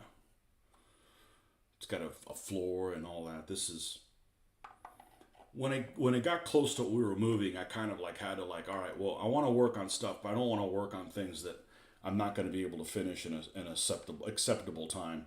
We got some doors and stuff to paint down there, but it's, for the most part, it's pretty much done. But this is an old, I think it's Queen's Hussars that I got almost 30 years ago. And we got some vehicles for the Maquis. These are toys too.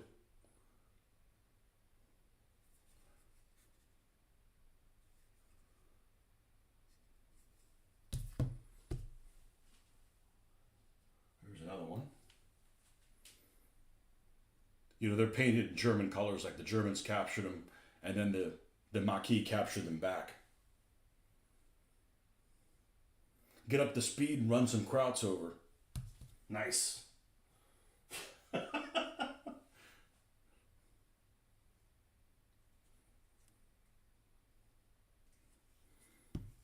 then the one thing I bought painted from somebody, this is a guy who used to come to our shows, and this is a little taxi that he painted, like a little French taxi. And it was so cute. I saw this 25 years ago and said, well, I got to have that. Drive this thing around like 4 guys, get out of there. Start blazing. Go out and capture go and rescue a pilot, and then get the hell out of there before the Jerrys know what's going on.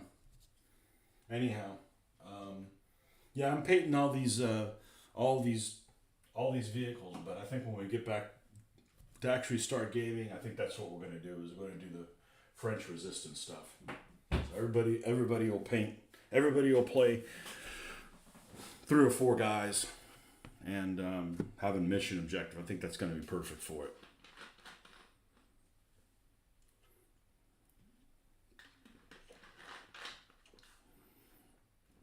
First car is a Citroen? No. See, the problem is they're Hot Wheels cars, so I think they're all like Fords. This one definitely looks, I think this is a Cadillac or something like that. What it was. They don't make European cars and die-cast vehicles here. This is a Ford 1940 coupe. You know, and they're 1/64th scale, so a little bigger than they're supposed to be, but it'll be okay. You know, I don't care if this is 1/64th and this vehicle is 1/76th. It'll all even out. You know, I picked this thing up from $1 from an estate sale, and I think I've gotten $1 worth of enjoyment out of it. And I think this one's a Ford panel van as well. But you know, they've got oversized tires. They don't have the right period tires. They got hot rod type tires. But look, I had it. This cost about $1. I had fun with it, and it'll work just fine for a game. I wish they had Citroens and stuff like that. You can get them, but you know, these were just readily accessible. I picked them up a long time ago and finally got around to painting them last year. And why do I put them on stands? Because they're magnetized. And that way, when you move from one house to the other, you just put them in a baking tray, and they don't move and get damaged. Which, with the exception of a Panzer II that its barrel came off of, probably due to vibration, none of my vehicles got damaged in transport. Moving them from one house to the other.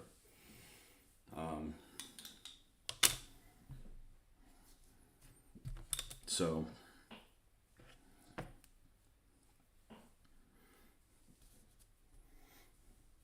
Yeah, I've been doing so many vehicles, I forgot about the Mach-E that I built. I'll have to find those figures this weekend and put them out in the display case because I was really proud of how they turned out. And I'm not done with them. I still got probably another 10 or 15 guys to do. So, but they're armed with a variety of weapons, which I think, you know, makes it really ideal for that.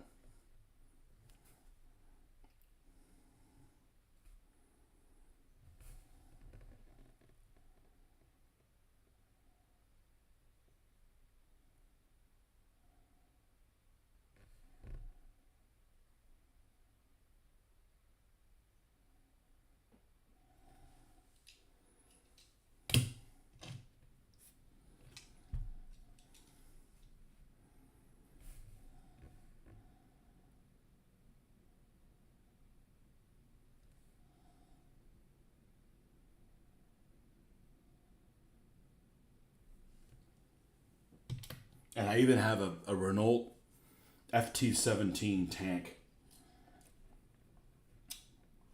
And it's an old white metal casting.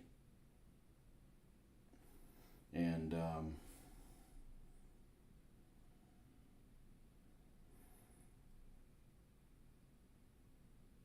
that's something else it could capture and use. And heck, you can probably get out and walk faster than one of those things. But hey, it still has a 37 millimeter cannon, so you know it's still HE. You know, that's just really well suited for the kind of gaming that I'm interested in doing. The kind of narrative that I'm interested in developing it within a game. It's basically just storytelling.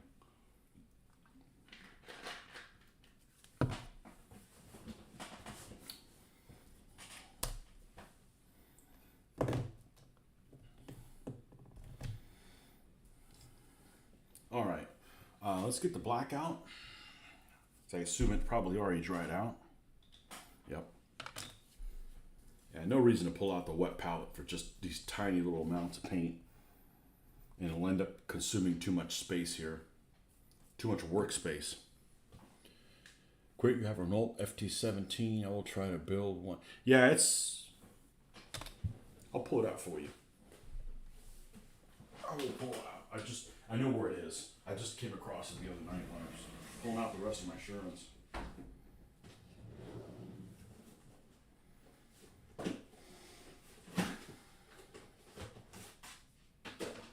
It should be.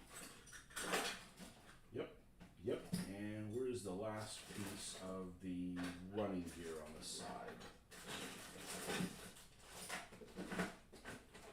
Here it is. We need to epoxy this guy together anyways. It fell apart. I don't remember who the heck made this casting. Had this thing a long time. Cute little thing. The 2-man tank, I think. Driver and one guy in the turret. It's an ancient tank, but it has just as many people in the turret as a Char B. One. Yeah, here it is. Yeah, we're gonna have to clean this epoxy off and see if I can. Yeah, it's not standing on there. That's it. It actually has some pretty decent detail considering it's old, but really uncomfortable conditions. I mean, really, really small, but it's almost got one guy sitting on top of the other guy's shoulders. Yeah, we'll leave him out here. We'll work on that guy soon. I might even paint FFI on the side of it or something like that, if they'd captured it.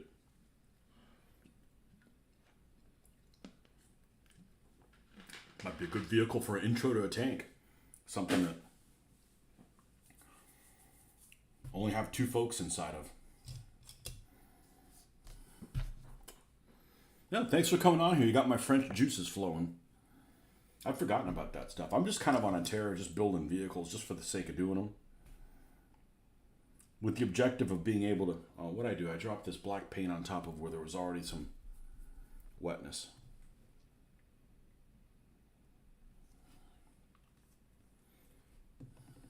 I'm just kind of doing these for the sake of doing them, with the point that at some point I may play.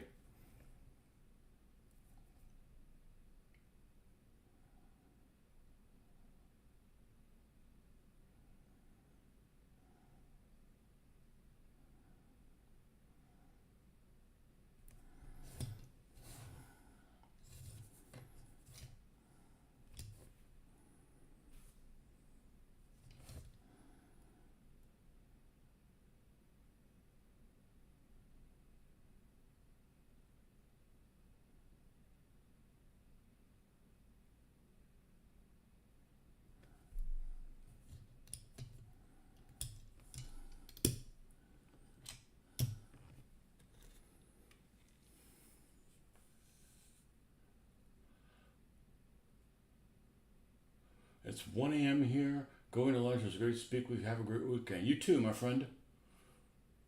Oh, 1 p.m. Yeah.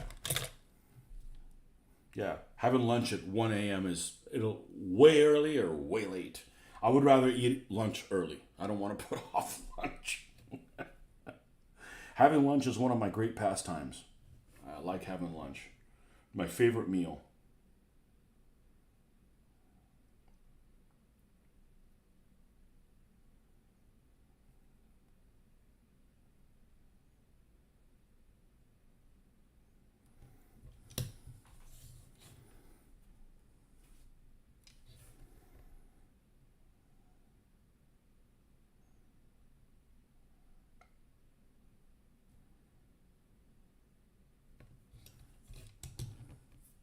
Yeah, it's one of the few opportunities I would have to play French because I don't do Napoleonic stuff. You know, I got French knights and stuff like that, but that stuff's okay. But World War II is really opportunity. I don't have any World War One stuff either. Although if I did World War One, that's what it'd be. It'd be Germans and French. Okay, Harvey, thanks for coming by, man. I will be on the same time tomorrow morning.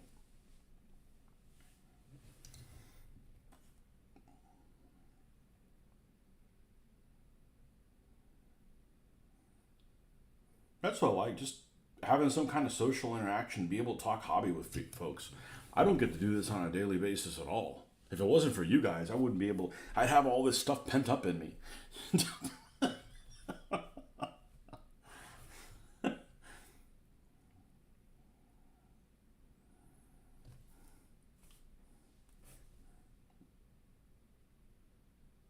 Pent up World War II happiness stuff. Not happiness. This conflict was horrible, but you know what I mean. It's like people that are fascinated by horror movies. It's kind of the same thing, you know. I mean, people that are really into horror movies. I'm not one of them. Just like them for whatever reason they like them. I don't think that they want innocent people murdered. I don't know. I mean, I'm just can only imagine. But I just like seeing all this stuff in action and going at it, you know. Okay, I'm going to take a little break. I will be right back in a few minutes. I got to take care of something, and we will be back soon. As soon as this decides to click on that. Come on. Thank you. Be right back, folks.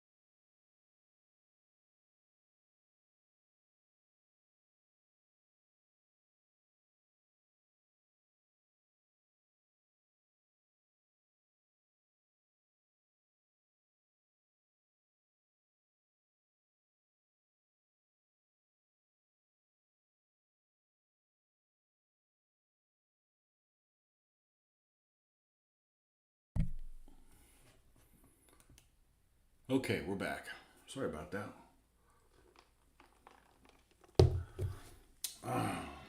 I'm glad he came on here. I need to write myself a note. I need to see where I am at on the MAQUIS. I never pulled them out from the move. And they turned out really well. I was really happy with them. Some of the figures are a little funky. Some of the battlefield casting sometimes has... Their faces have a lot of character.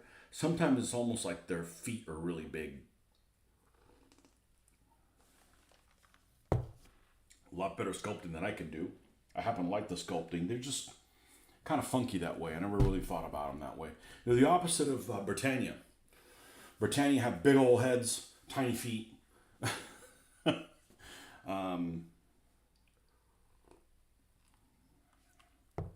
The battlefield, the Drew's militia are kind of the opposite.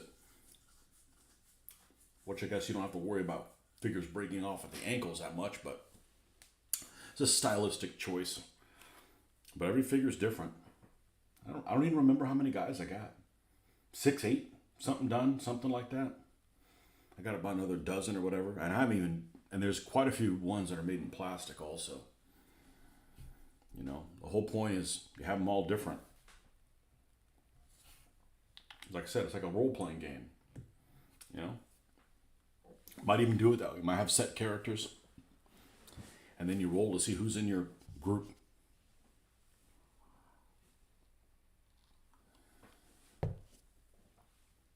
Depends on what you get. I got a girl that's got a pistol and a Panzerfaust. I forget what her name is. Suzanne. I don't know. Don't fuck with her. She's gonna put a Panzerfaust in you.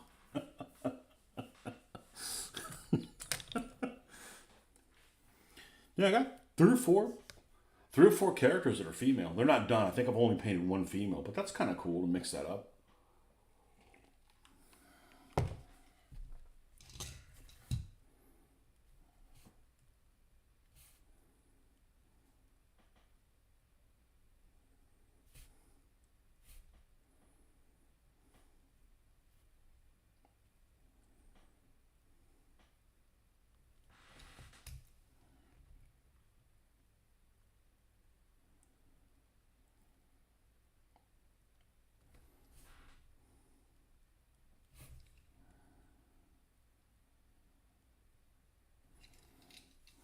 Got a ubiquitous hatchet here.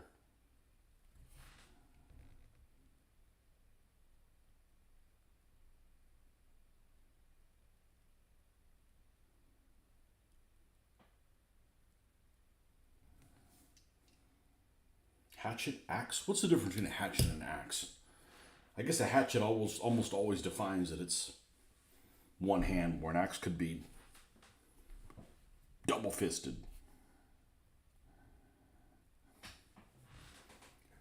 Never heard somebody call something, hey, it's hand me that two-handed hatchet.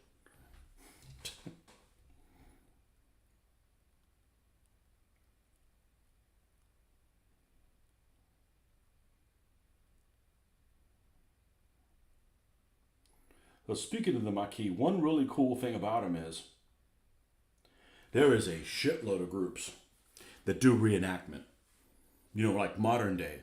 So you've got like a plethora of like ideas of how to paint them. So,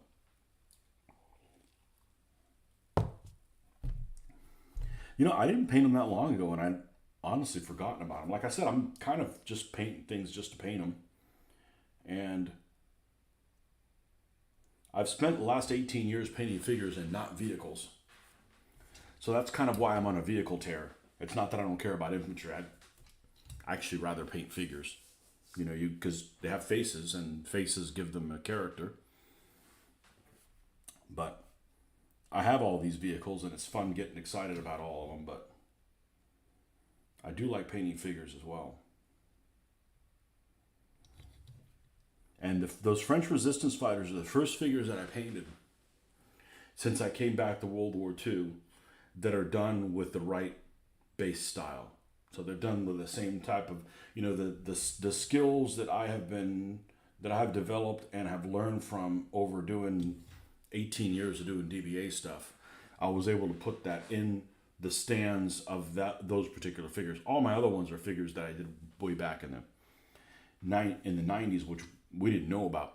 All these making the base look interesting as well. So the best paint jobs I have on any of the figures, complete paint jobs for the whole figure, are definitely the Maquis, because they were done like, I'm gonna say a year ago, not more than that, maybe less than a year ago. They just tucked away somewhere because of the move, So I still haven't put the one display case at all my ancients. All my ancients are still in baking pans. I had to buy a bunch of extra baking pans to be able to move them, and they're still tucked away. I don't know where I'm going to put that other display case. I'm thinking I'm going to put it here, although it does kind of cram this area. But then I can move. I don't know where I'm going to put them. I don't think I'm going to put it out in the middle of the house. We can have all the. There's a lighting in here. There's no room in the entire house that has better lighting in it than this room. Like, this is my painting light. If I turned it off, I still have good lighting. It's not great, but it's better than anywhere else. It's good enough that I don't have to worry about putting a lighting in my display case, because it illuminates enough of it. You can see what's in there. So that's a hidden blessing. The only downside, this room has two downsides.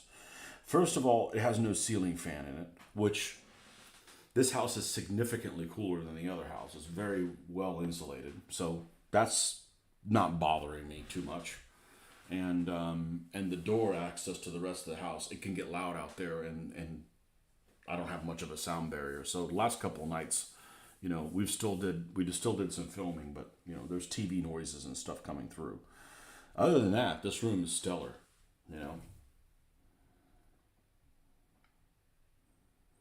Has much more usable space than the old house. Even though this room is probably half the size of the other one. You can use all three walls. All three walls are being used, unlike the other one where I basically could only use one.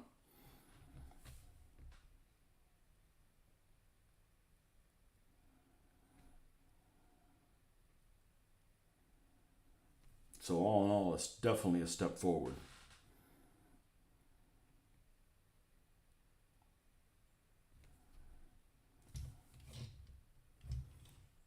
Okay, and the last one.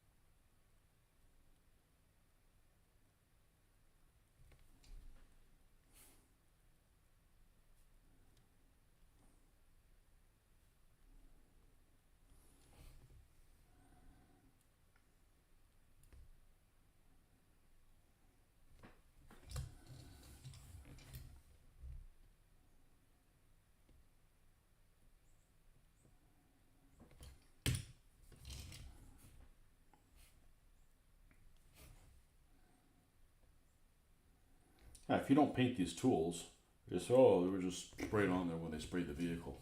You're missing an opportunity to add a little bit of color. And these guys are drab enough. They don't need to be any more drab.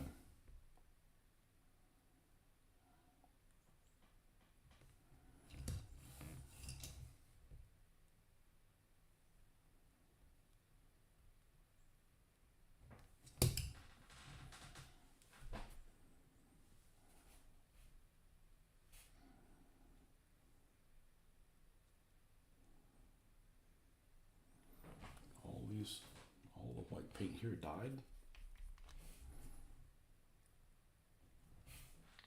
Don't need very much, just a little bit of a highlight.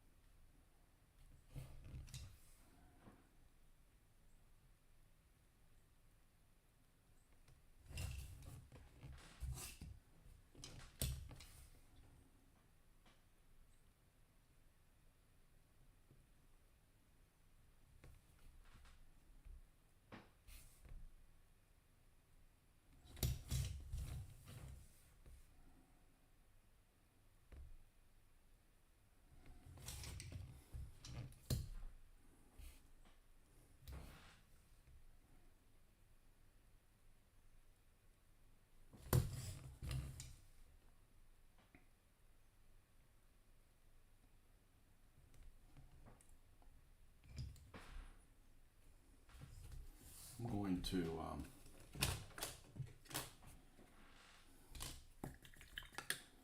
let's punt on this. Let's get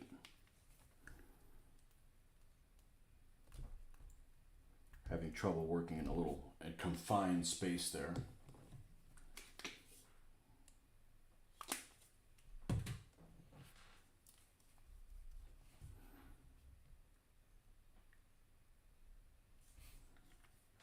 All right. Oh, of course. Lay white.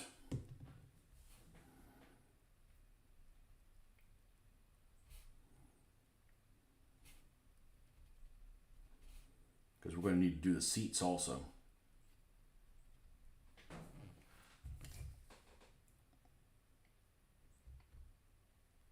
There we go.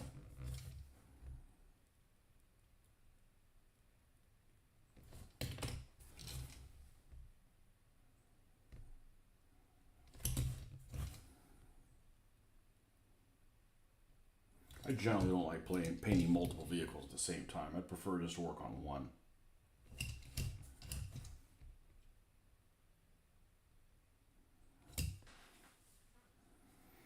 All right, the seats. Let's take a look at one of these on the inside.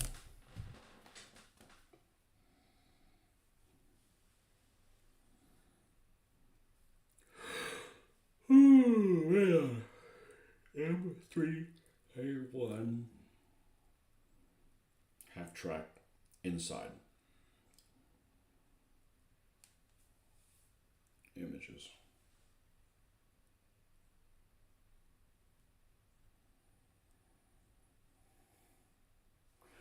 Make sure I got the right color seat. Thought it'd be like leather brown, but that might not actually be the case. Might be some odd canvas color.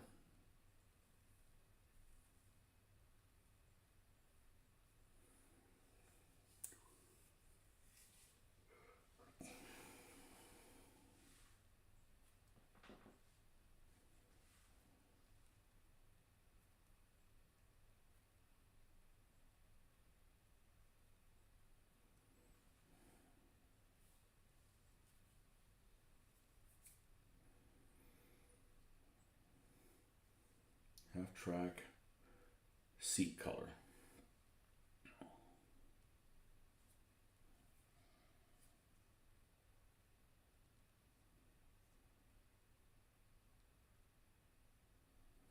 Complete backrest set. It's like a canvas type color here.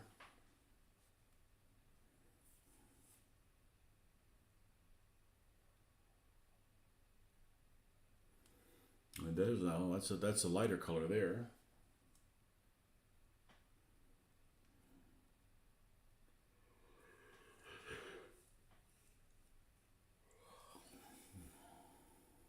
I definitely want a color that's going to pop out a little bit.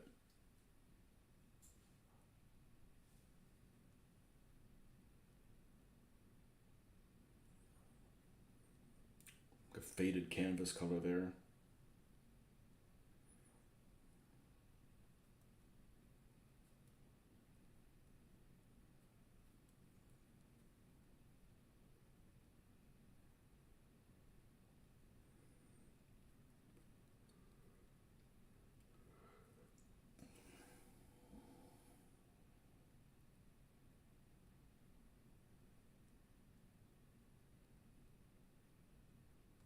Light canvas color.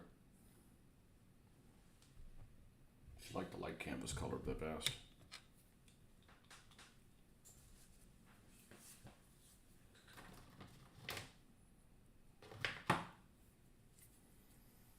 What will we use as the base color? What do we have here?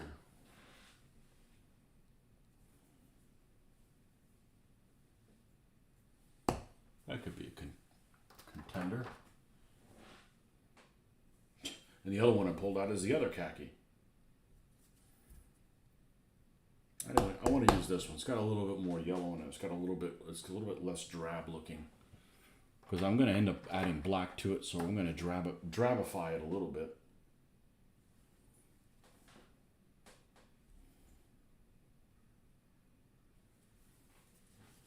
And I always like using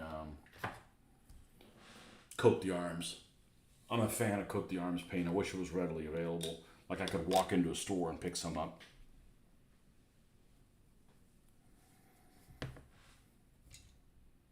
And I think the rear of these seats is supposed to. Yeah, they're part of it as well. There's a little bit more. There's something that's a little bit less yellow.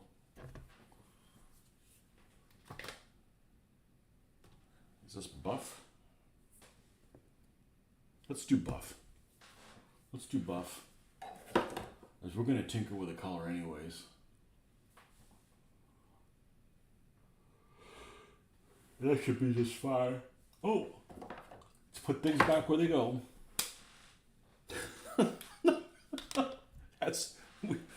We do not invite chaos here in our home.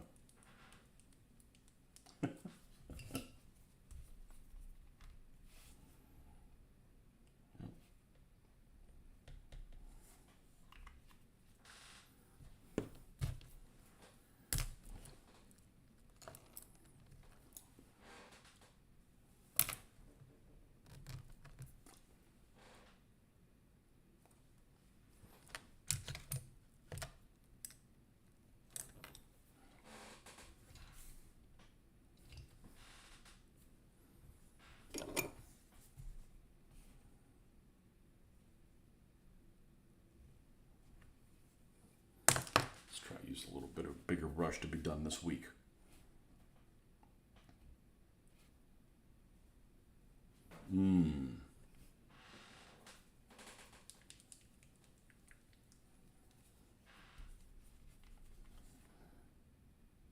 There we go.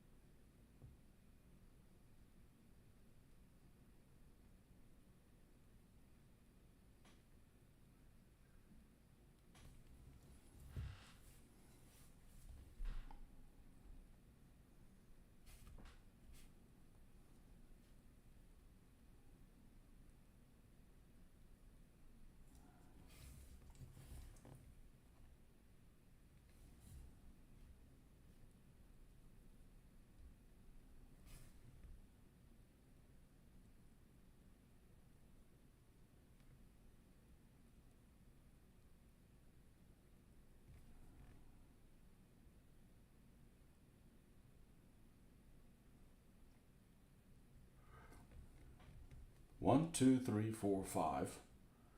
That's 5 seats or 5 cushions on one side, 5 on the other. That's 10.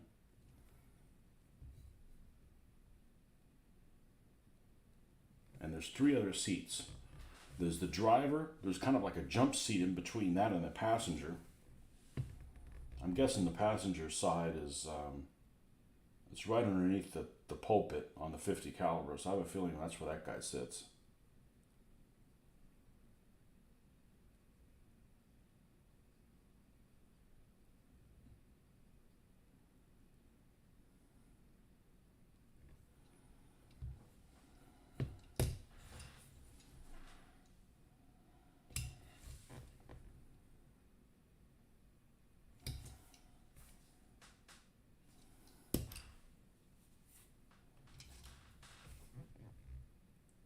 Let's do one. Let's do one. That's how I perform the best, doing one at a time.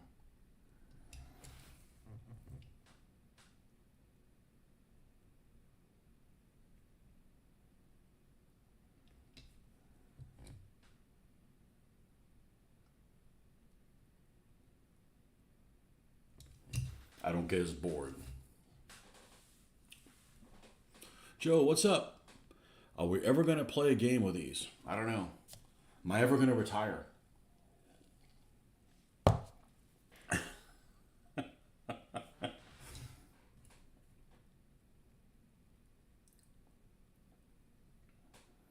I don't know, Joe. It's $1 million question. Work's been too busy.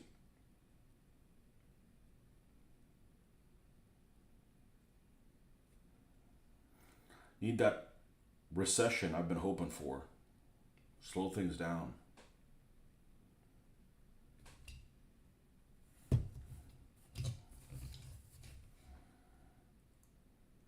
I'm just painting these things just to keep myself from having a drinking problem.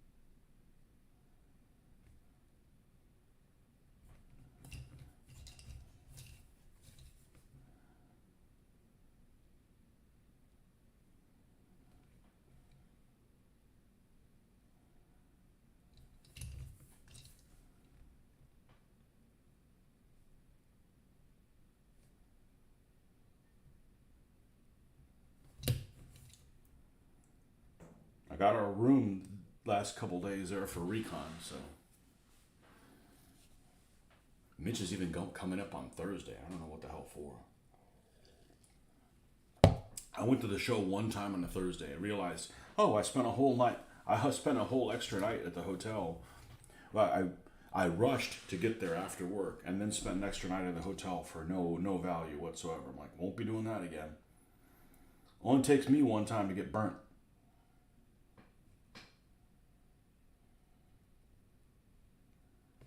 I learned quick.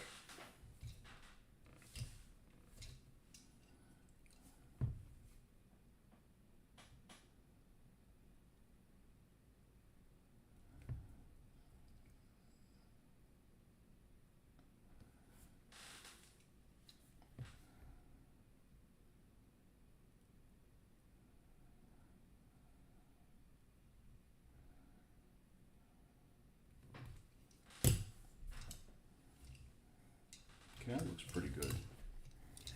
Now we got to get these hard to reach front chairs.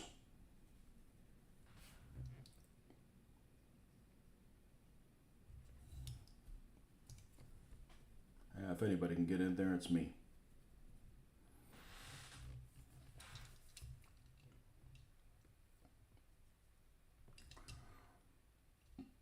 One thing I always disliked when you were building models, okay, take the cockpit and paint the pieces and then assemble it later. I'm like, no, I don't. I'd rather have a hard time reaching something than having to scrape paint off just to be able to get the pieces to go together. I'm not a fan of that.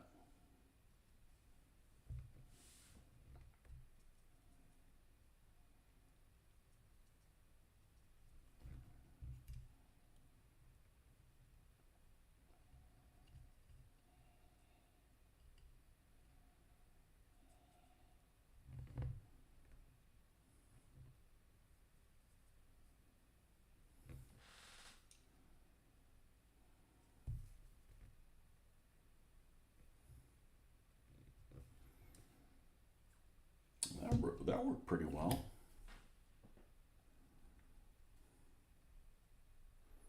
Yeah, I'm a lot happier doing one vehicle at a time, one thing at a time, one figure at a time. Otherwise, I feel like I'm just assembly lining stuff. Somebody else can do that.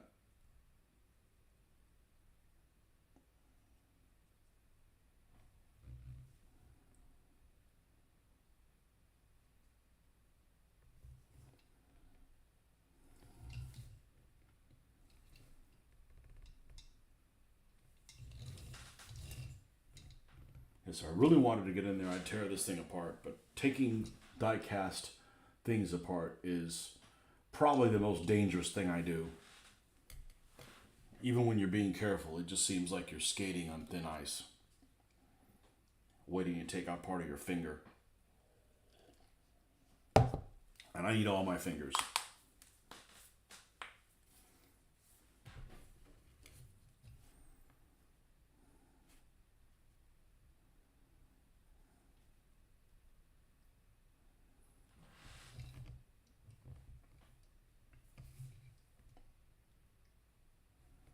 Oh, too much of a transition. Too bold.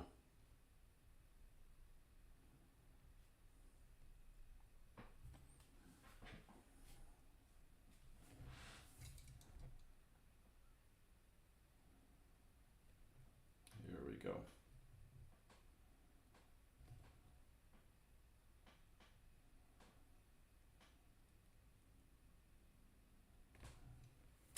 There we go.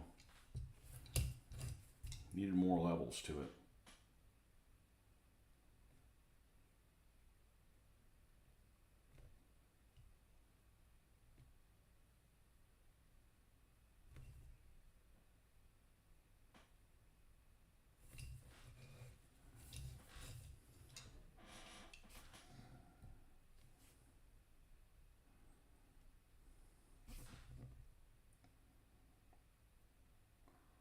Of course, what you're not considering, Joe, is maybe you'll play this and hate it.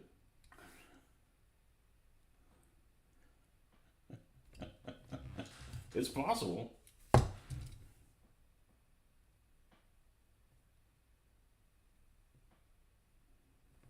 This is not a fast play game, that's for sure.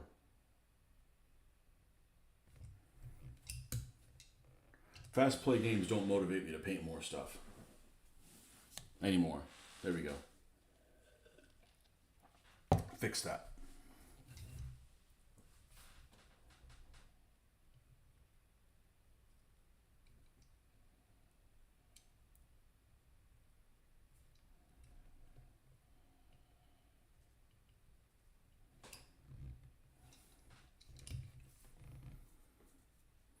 The whole, what do you call that thing? Playmat debacle kind of took my wind out of my sails a little bit for the, well, it didn't really take the wind out of my sails, just like, okay, I won't focus on that kind of thing right now.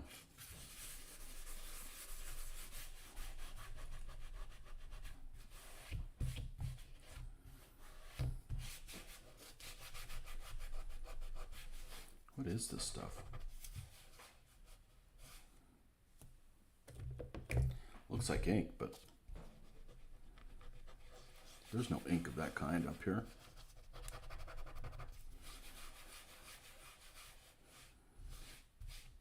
Interesting. Doesn't come off with this. We'll get it off. Yep. Try to be protective of this thing. It's kind of expensive. Let's put my glasses on, step away from it, see what it looks like at a distance.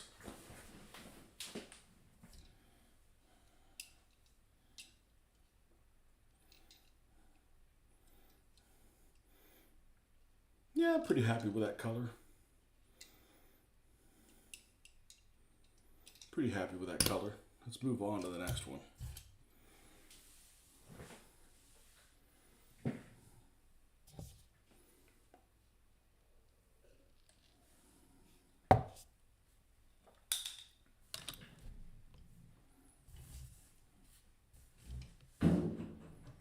Easy there.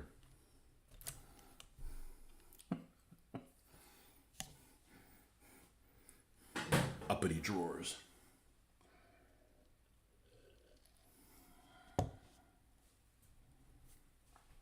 All right, let's mix us another batch up.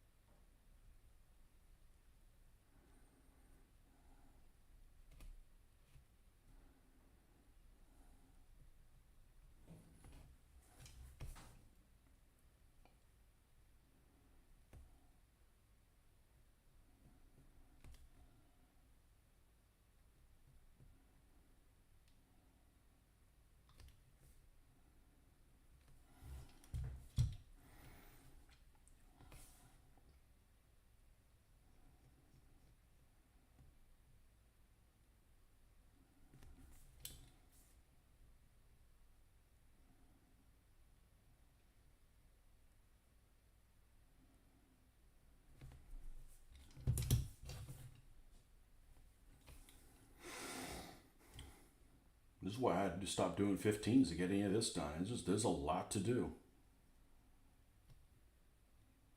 And that's okay.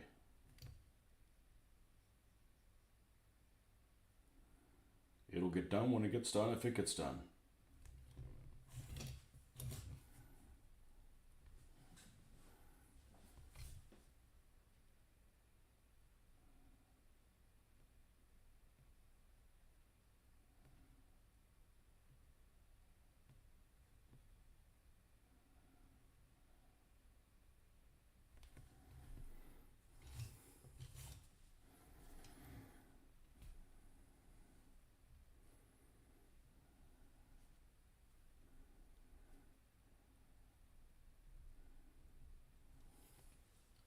Work needs to slow down so I don't feel like I'm burnt out.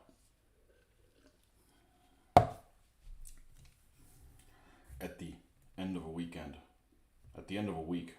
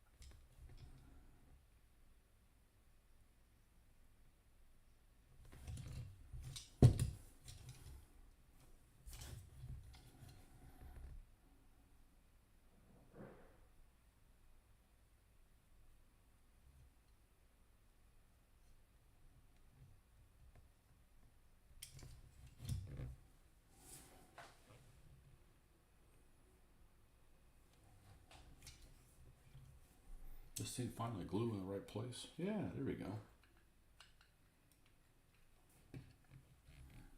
We'll come back, paint that black.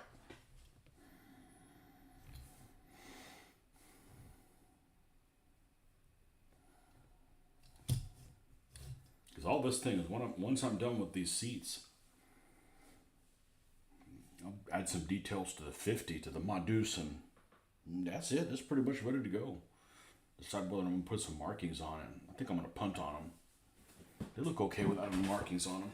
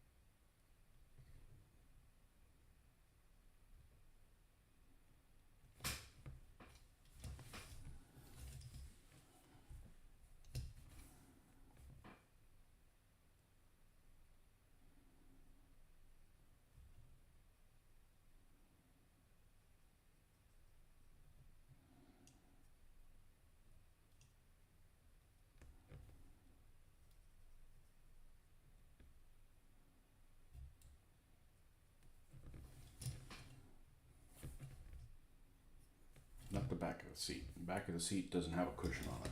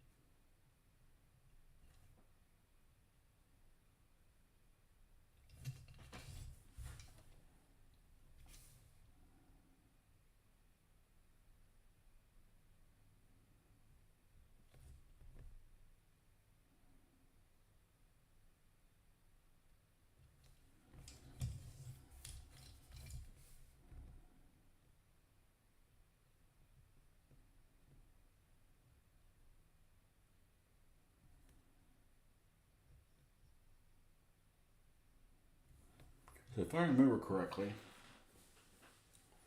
I better not say this because I'm not sure that's the case. I was thinking these guys didn't have very good cross-country performance. That's not true. It's the armored cars. It's the M8s. It's the M8 armored cars that didn't do very well across country. So I was reading. Quite a motor pool. I am. I fill out my American stuff nicely.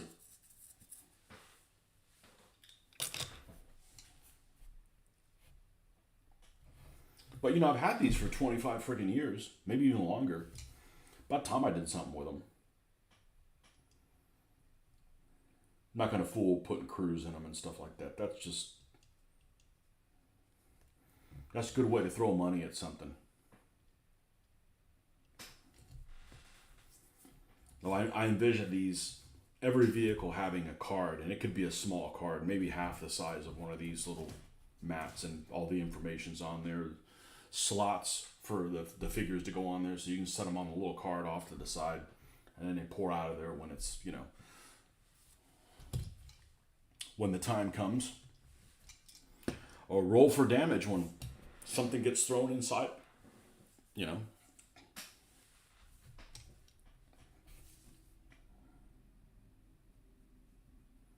Like I said, it was really unlikely to have all three of these half tracks on there. That's 30 guys just pouring out of three vehicles. That's a lot. That's a lot of stuff going on.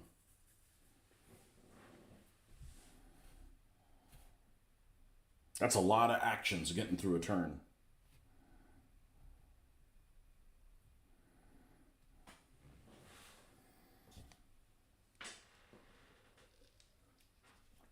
But in a turn with a vehicle, there's 8 movement steps. So the vehicle technically could move 10 times.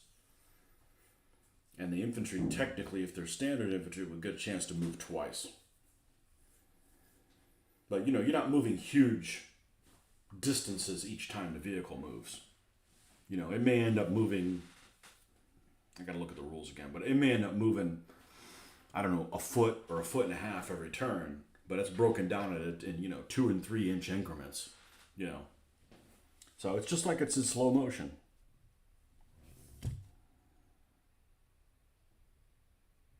That's why you don't play a game with as many vehicles. I'm just building models just because I have them. Just to build them doesn't mean. What about the guys that build 1/35th scale stuff? Their stuff's never going to get played with. Although technically, I could probably play my skirmish game at 1/35th scale and be just fine with as few things as you really need for it. But I want to knock some of these vehicles out because they're fun to do. Not necessarily that they're useful in the whole grand scheme of things.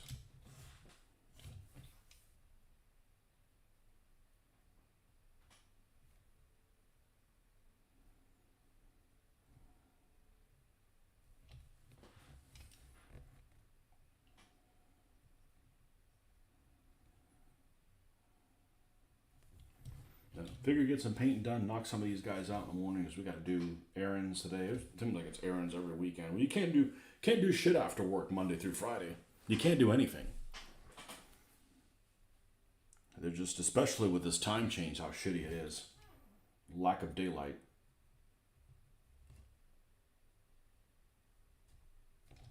Just gotta leave that stuff for the weekends. So.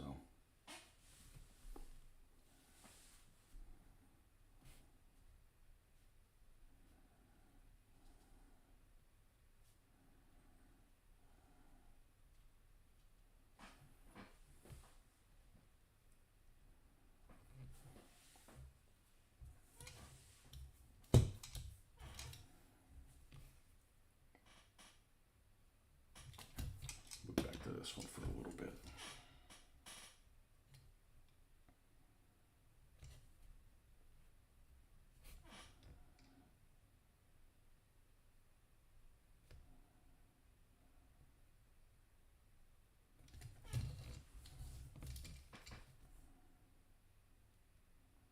Yeah, I got errands every weekend, and we don't even have a house, so we had to fix up. I mean, we had basically a house that was walk-in ready. Mr. Jeffrey, welcome. I remember being inspired to create the scene of the bridge at Remagen. I don't know that I've seen that movie. Although that's the movie that has the movie that has the freaking the man from Uncle plays the German, doesn't he? So I probably have seen it. Once. Bridge from Remagen when they assault the farm using M3 half-track. Use 176 Matchbox U.S. Airfix M3 in Waterloo farmhouse buildings. Bridge from Remagen. That like Burt Lancaster or something like that. I think I've seen it once. I hear Remagen, and the first thing I think of two things. I think of Pershings, and I think of Jagdtigers. Because there was Jagdtigers at Remagen, if I remember correctly. With like really bad crews, probably. Mere children.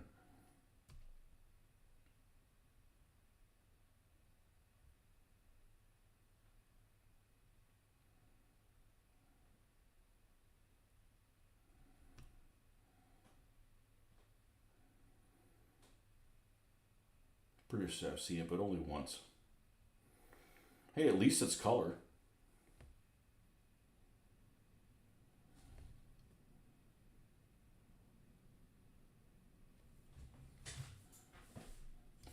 That'll get me to want to watch it again.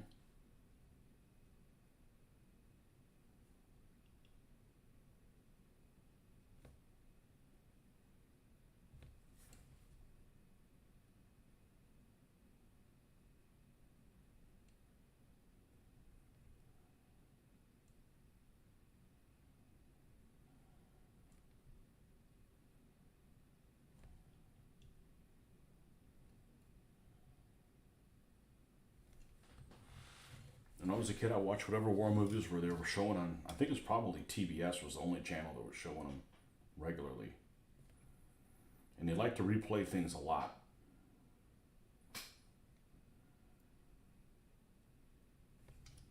Which is why I saw Guns N' Ever a whole bunch of times.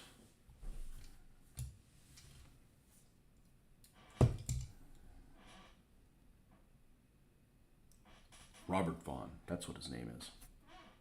I think he plays the German in that, if I remember correctly. Was that right? Using personalized wargaming variant Featherstone's rules from advanced wargaming at the time. He was a tank commander in North Africa, wasn't he? Or he was in a part of the tank crew. And I want to say he passed not that long ago. I mean, it wasn't like he passed away 30 years ago or something.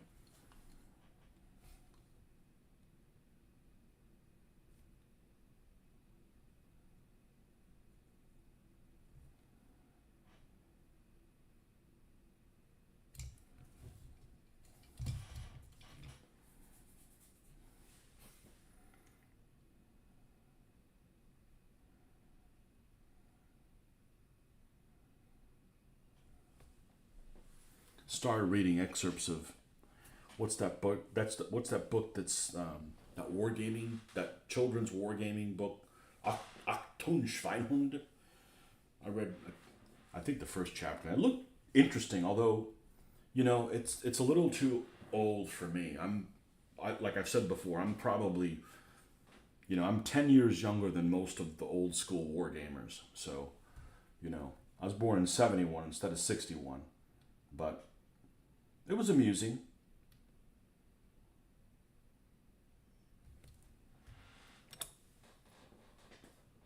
Ed Allen, welcome. Thanks for joining us. There's some new people.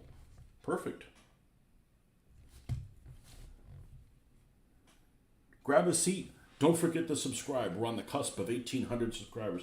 One of these days I'll get 2,000 subscribers, but I'm not going to get subscribers doing stuff I don't do. I don't need, I just want, people to know about this channel. It might be something they enjoy. Not that I want to be popular or anything like that, but, maybe we'll get 2,000. Get 2,000 subscribers, we'll do something different. I don't know what the hell that is, but, I just enjoy you guys accompanying me along on my painting journey. And it'll be a wargaming journey, too, whenever I get a chance to play. If you're wondering, man, why don't we have any gameplay videos? I've been playing games. I like filming the stuff that I do, so it's fun, and, I don't edit anything, so.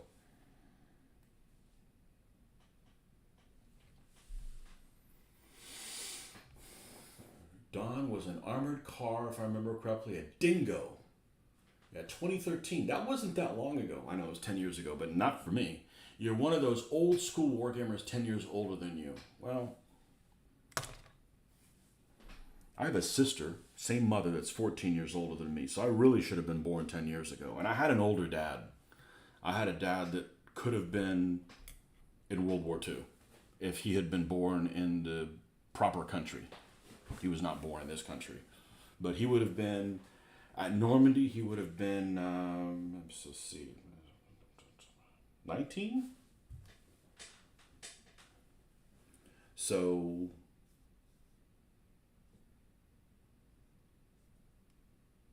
let's see. I can't do math anymore. 1944 minus 1925. Yeah, you're doing 19. Yeah. So, I had an older dad. So that stuff shapes you, I didn't have a hippie dad.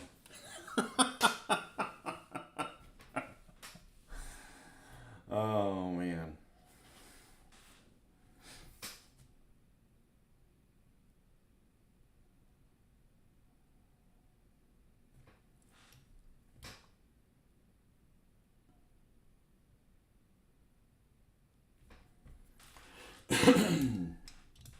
So yeah, when I played war games, most people were older than I was by about a decade.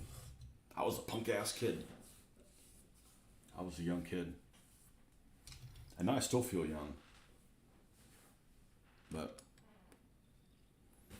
But apparently, if you say like and subscribe in a video, the like button does a little sparking effect.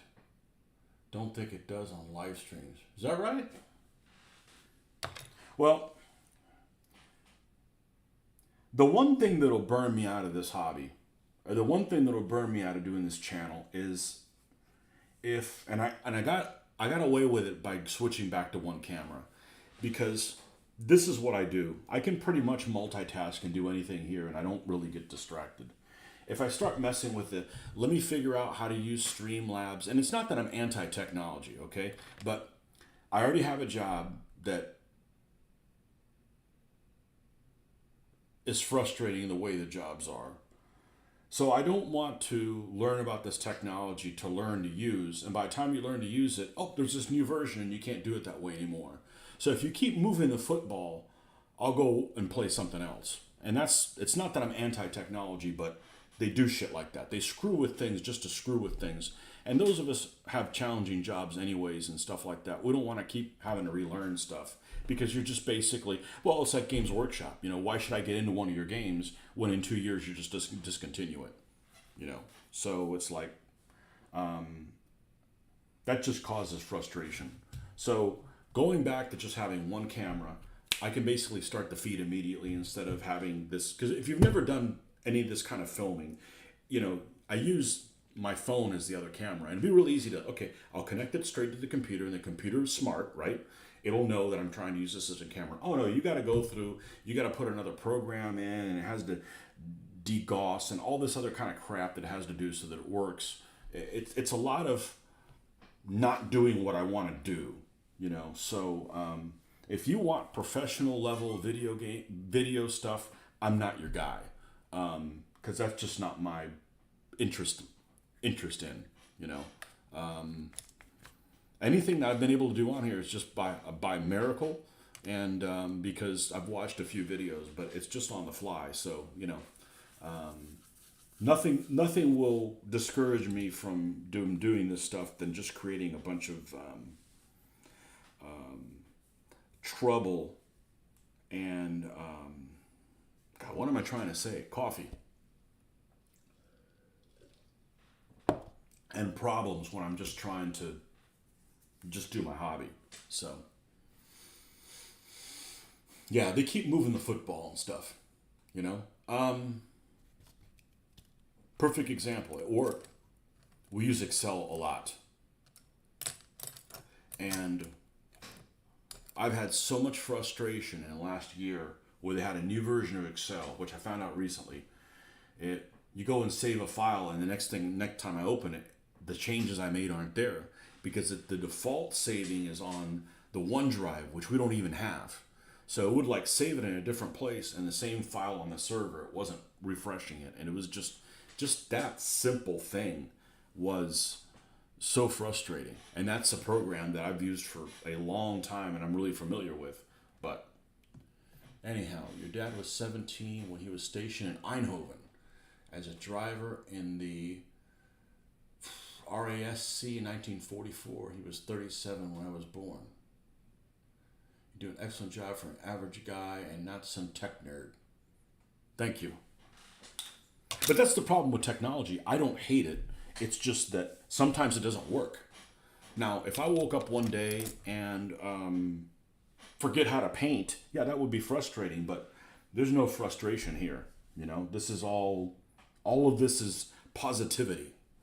You know, you start adding like these technology aspects and yeah, you can go in. I mean, I don't want to learn how to use all these intricate things of Streamlabs and stuff like that. Next thing you know, there's a new version and they move things around and I'm like, that keeps me from doing this. And I got lots of stuff to do on here, and you know, you can get that with the pro guys on other stuff, and they can't fucking paint.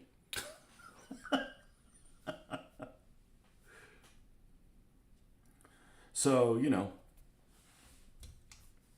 I can't be good at everything. Jeez, you know. But that's the kind of stuff that frustrates me. When I first started doing videos, And the reason I did, game videos is they're fun to freaking do.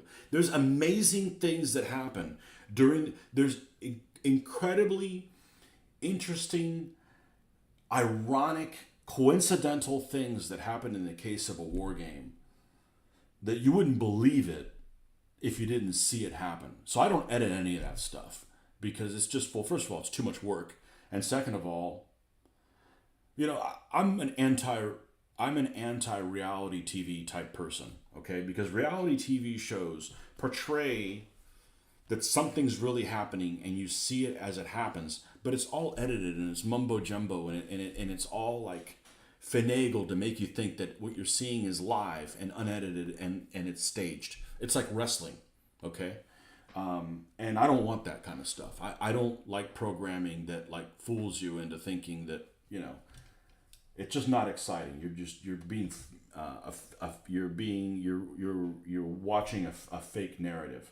So I don't want any of my programming to be that way. If I screw up and get paint on me, you get to see it. If I make a mistake, you get to see it. You also get to see how I fix it. It's just too much work to edit that stuff. So when I first started doing videos, one of the most frustrating thing was, everybody knows how to edit a video. Because if you've seen any programming, okay, we'll go to this, we'll zoom here, we'll do that stuff. You've seen programming, you know how it is, and it's all common sense. But sometimes the video editors are just way too complicated. They do all kinds of stuff that you don't need.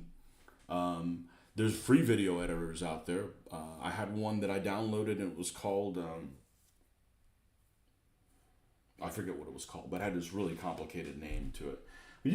There was technology in there to almost make like commercials for NBC. It was super, super complicated. So you have to start somewhere basic. And when you have too much noise, like if you ever go to the Weather Channel, which I don't go anymore, there's so much dancing things on the side that don't portray to anything what you're there for that you just get overwhelmed, and I don't have ADD or anything like that, but I'm just still, it's like, okay, just leave me alone. I want to focus. And, God,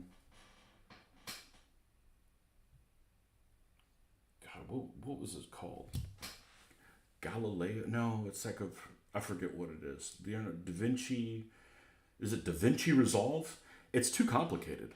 So I would make these videos and it would take me hours to edit and it would look good. And then I go to crunch them, what I call crunching it, so turning it into a format that can be exported.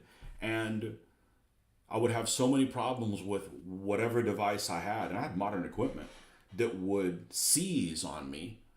And I wasn't able to show that to everybody else. Because once a video's done, I don't want to keep it to myself. I want the world to see what, because there's cool things that happened. And there's nothing worse than putting all that effort into something and then you can't get it out to the world. And I was having so many issues with that I almost quit doing videos. And the only reason I'm not doing game videos now is I'm not playing with a weekly group. I haven't played with them, and we're getting close to a year.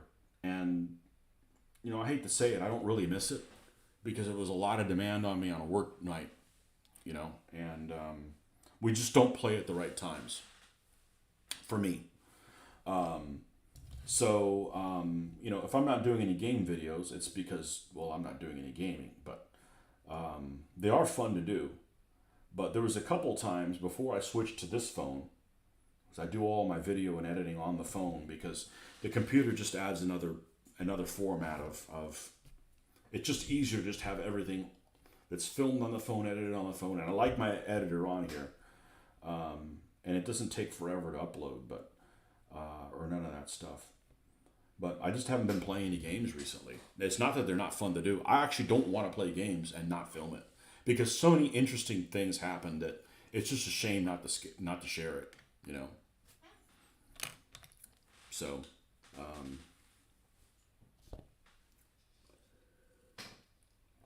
an average guy. Yeah, I'm an average guy when it comes to that.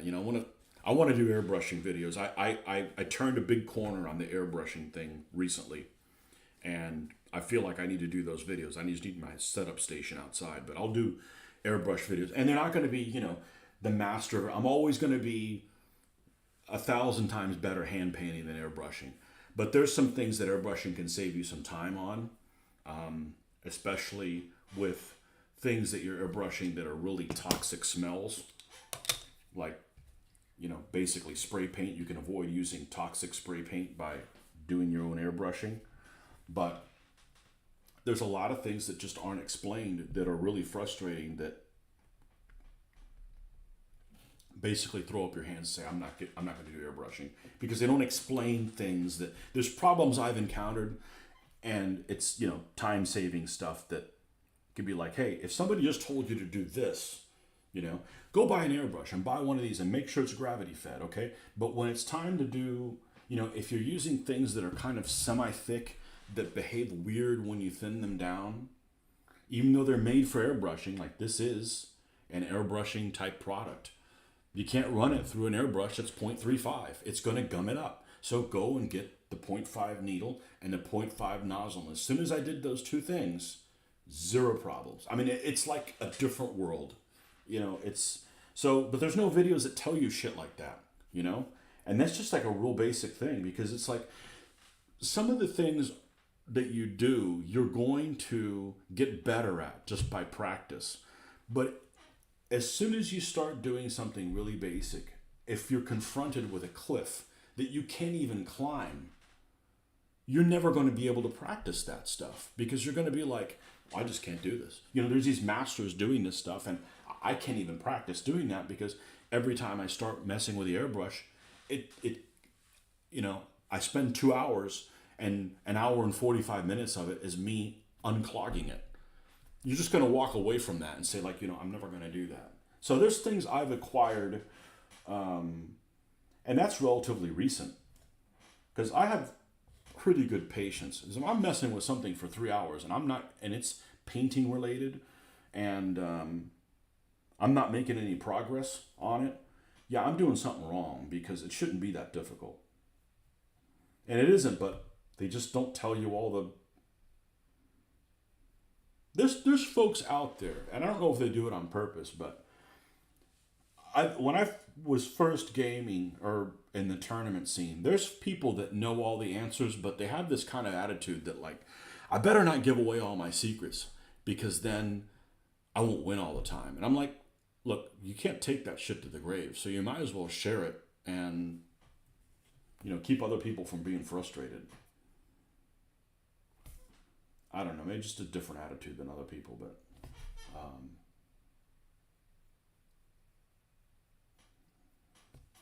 I do want to do the airbrushing stuff, but I haven't had a whole lot of opportunity doing it. Like I said, it's stuff that it needs to not be a nightmare so that you practice it. If it's a practice, if it keeps you from practicing, you're never going to be good at it. Just like I know people that don't have a dedicated paint area.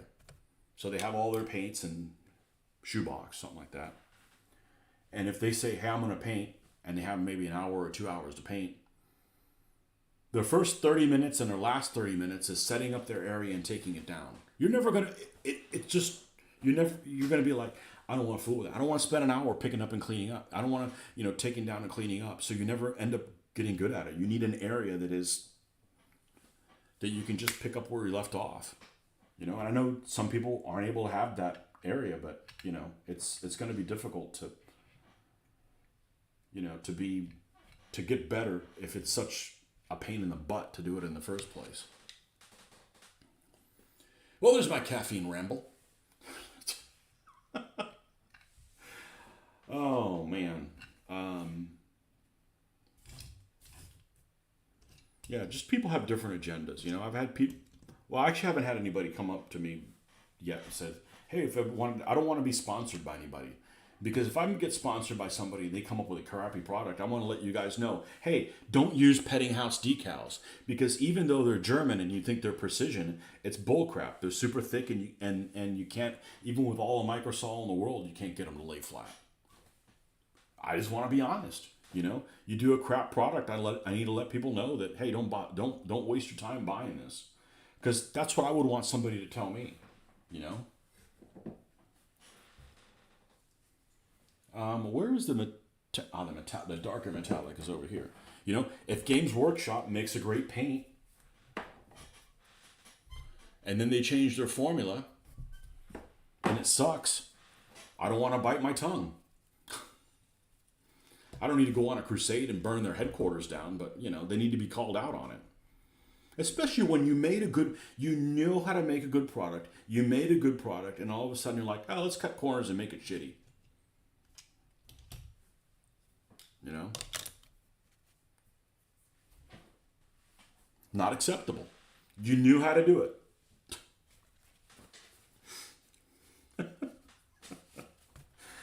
Oh, man. Let's highlight some of these things on the Modus so they pop out a little bit. Even though this is just a toy, it's a pretty decent looking toy.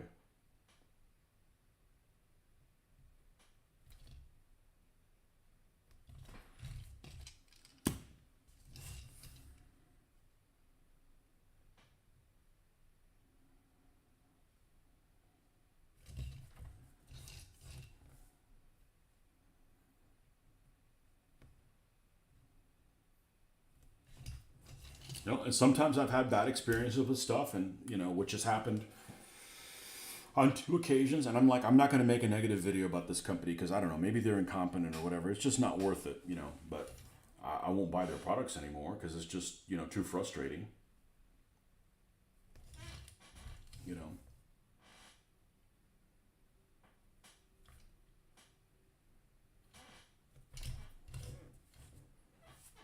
Ah, yes, the shovel. Like, there's something else that's metallic on here. I can't think what it is. Ah, yes, the shovel.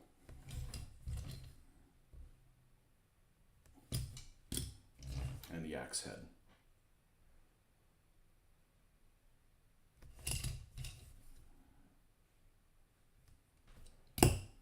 Yeah, an edited video, you watch somebody like, man, this guy never makes mistakes. Yeah, the guy edits it out.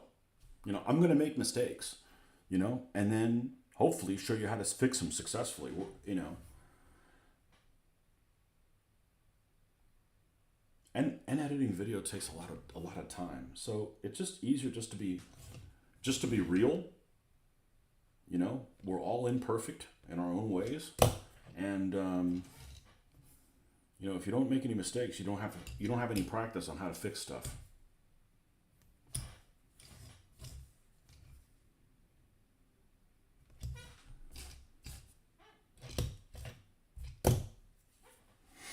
What else are we missing?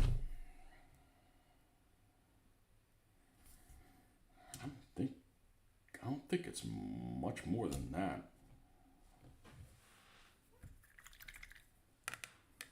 Paint the ammo boxes on the Modus. Where is that? U.S. olive drab. I bet it's this one. Ta-da! I know where it isn't. Just picked up a new H's rule set in PDF and shocked. The author credits Phil Barker and actually got a license from him to use some of his work. There you go. Just be honest. Or do what I do. Do it for free. Give the guy credit. You know, I got a problem with, my only problem with Phil Barker is that he doesn't, his rules aren't laid out how I would lay them out. He's a brilliant guy. He doesn't lay them out in a modern way. And I'm tired of being tortured by and answering questions that are not my responsibility because they're not my rules. But I have nothing against the guy. He's a nice guy. I hope he's doing well. You don't lose anything. You don't lose anything saying something nice about somebody. You know, you go to a car show or something like that. I was at a parking lot the other day, and I was at a store, and the guy is, I parked next to this guy, or close to this car guy, and he had a black Mustang, and it looked good. I'm not a fan of Mustangs. I'm not a fan of domestic vehicles.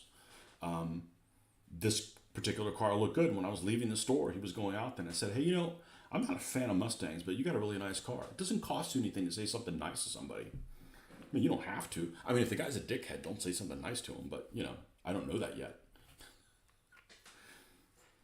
And a lot of people feel like they lose something if you give somebody credit, you know. Look, I don't play DBA anymore, but I had a lot of fun with Phil Barker's rules. And I've met the guy. He's a nice guy. He's like a grandfather that I never met, you know. It's Men in Metal. Saw Lace and Steel did a review of it. It was only peanuts to get. Lace and Steel. Is that those two girls?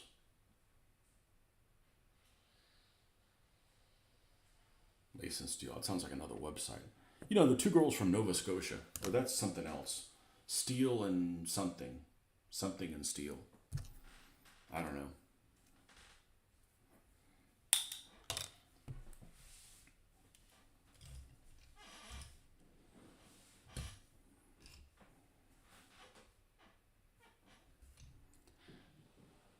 What did I get the Hall of Drag for? Ah, yes, we wanted to do the, and then I screwed up. I keep messing up. We're going to put it here. We have some live black paint. There we go.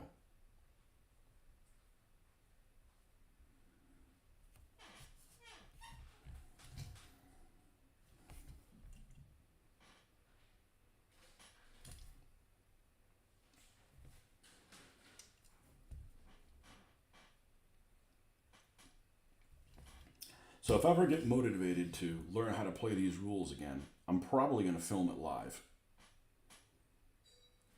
Because that keeps me on track. Doing this live stuff keeps me doing things instead of being like, oh, I'll go do something else because I'm bored. Boredom is really the reason I stopped doing things. So it may not be of any value to anybody else, but it will be to me. So that's really why I do this. I appreciate you guys hanging out, and maybe you guys are entertained as well, but I'm really doing this for me so I can stay on track and get something accomplished and feel good, you know.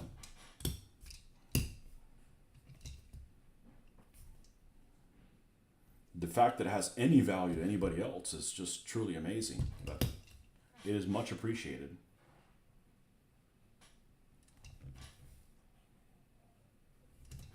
Now, is this the part where I have to say like and subscribe and something magic happens? No, I don't know how the algorithm works or something like that, but you know. And I'm guilty of not. I haven't watched. I'm subscribed to a lot of people. I don't watch their videos. And it's not because it's crap content. There's some brilliant people out there. I don't have time to. If I do that, I'm not doing this.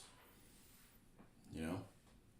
He was the first person to work full-time at writing war games rules. I didn't know that. Well, he made a living at it, I guess. That's good. He might have also already been retired. That helps a lot.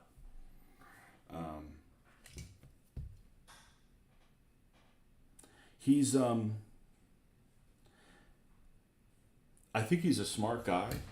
He thinks about things.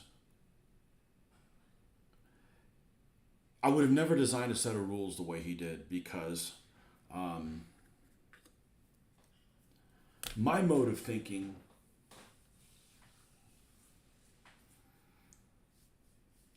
I would have never created a set of rules that was a percentile because that's how I think.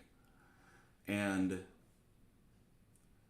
so he created a set of rules that on the surface looks really basic with it just a D6. But then he creates all these wrinkles that, oh, it's 5 to 4, that wins. Oh no, but it's a Tuesday and there's a full moon, so that really doesn't count. I would have never thought about it that way. It never would have occurred to me. And I've always played games before that were percentile, always. Sea Creek was percentile. Command Decision was soft, percentile, just a D10. Face of Battles, percentile. I was making my own set of rules, it was percentile. That's just how I think. You know, 2 D10s, you know, one of them's the tens digit, and there it is. You know, what are your chances of hitting? It's always, it's figured in. It's, that's just the way I think. I don't think the other way. You know, I'm just like some people are good at abstract math. I'm not. I'm, you know, I don't even want to be good at it. You know, he took voluntary. I bet you probably meant he took out voluntary redundancy. Yeah, because of him, because of Phil Barker, I do not use a comma anymore when I'm listing items on the last item. It's because of him. So, if it would have said, the colors are red, yellow, green, red, comma, yellow, comma, green, comma, and blue, I don't use that last comma anymore because of him, because of Phil Barker. But I would have written rules. I don't I don't like writing because I don't like putting a bunch of sentences together that it's a chore to make sure that they don't all sound the same. So I would rather talk in bullet points. And that's how I think.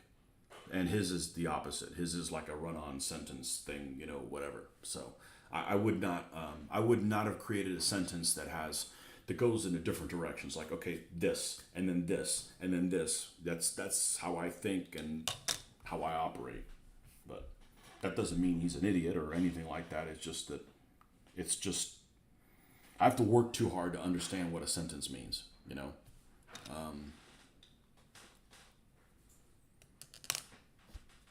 My job is challenging enough already. I don't need to create more work for myself. Yeah. The problem with redundancy is nothing's ever explained in a different place. So if you don't find the place where it's explained one time, you're searching all over the freaking rules for it. So for me, it'd be like, rules about movement, everything about movement is there, not something somewhere else. And it's just not how it would have. It's not my preferred way of it being set up. That's all.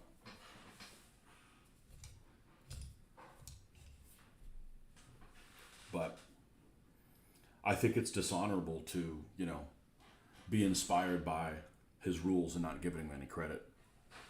You know. And what you do with something, how you go about something. We had a family friend that came and visited us probably about for an evening about a month ago, and he has a podcast that he says that he does. I haven't listened to it because it's in an area of interest that doesn't really interest me. But one of the things that I was really impressed by is that he said that he was doing it for the love of whatever he was doing it, not for the money. And that speaks volumes to me. I'm not saying that you don't need to do things, that you need to do things for free. But when you do something because of your love of it, and it's not for the money, that speaks volumes to me. But when you go and you create another set of rules that's supposedly new, but you take somebody else's stuff and then you charge for it and you don't mention that other person, that's just a lot. I don't live my life that way. I just don't. I don't think they should be sued because, we don't need any more lawsuits in this world. We need less lawsuits, more duels, more honor. But I'm just saying that speaks volumes to me,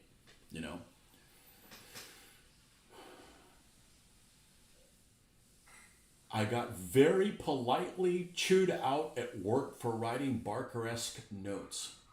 Very politely chewed out. That sounds like something Canadian. Like, sorry about that.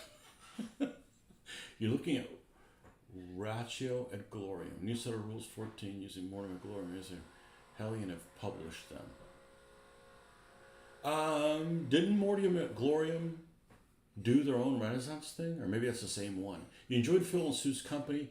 The one evening I spent with them, but yes, his rules organization are very like programming code in English. Yeah, I just don't think that way. I think he's a brilliant guy. And he thinks about things that I probably would have never thought about. I probably think about things he wouldn't either. But I'm not a rules writer, We're all programmed differently, We all have things that we're really good at, that we understand. Dates. I'm superb with dates. Like, I did history for all my electives in college. And, I have a pretty good understanding of history, much better now than I ever did, thanks to DBA. But, I know what happened here. I know what happened here. And I'm like, all right, well, we're in Asia during that time period. And it helps me fill in the blanks of the stuff I don't know and relativity to things. So I like dates. Some people can't function with dates. I can't do abstract shit. You know, it just doesn't. It doesn't make any sense to me.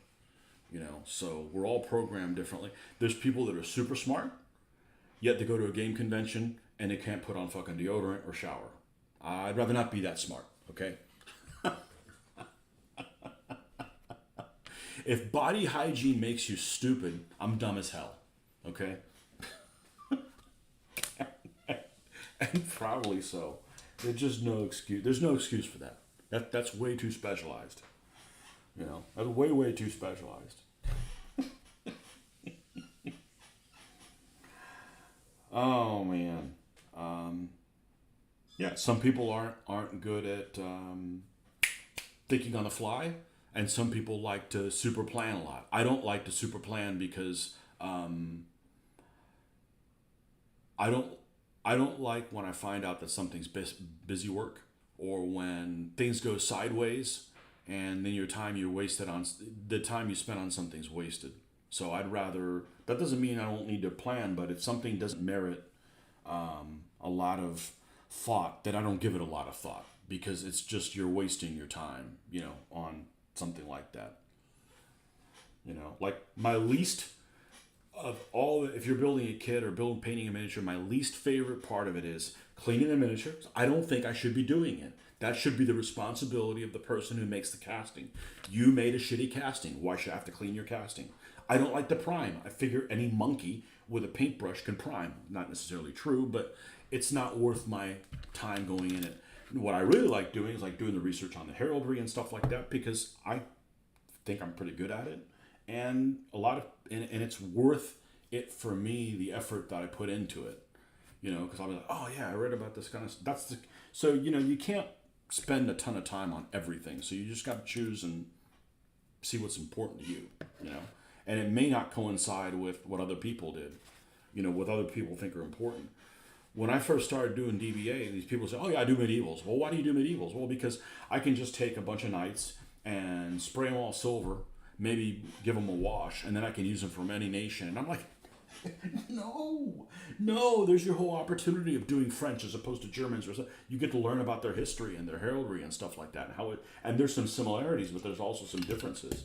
But I don't know.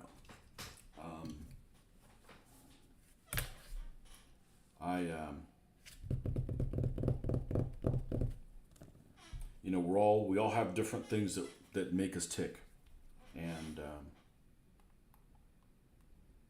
yeah, paint all the Shermans the same. No.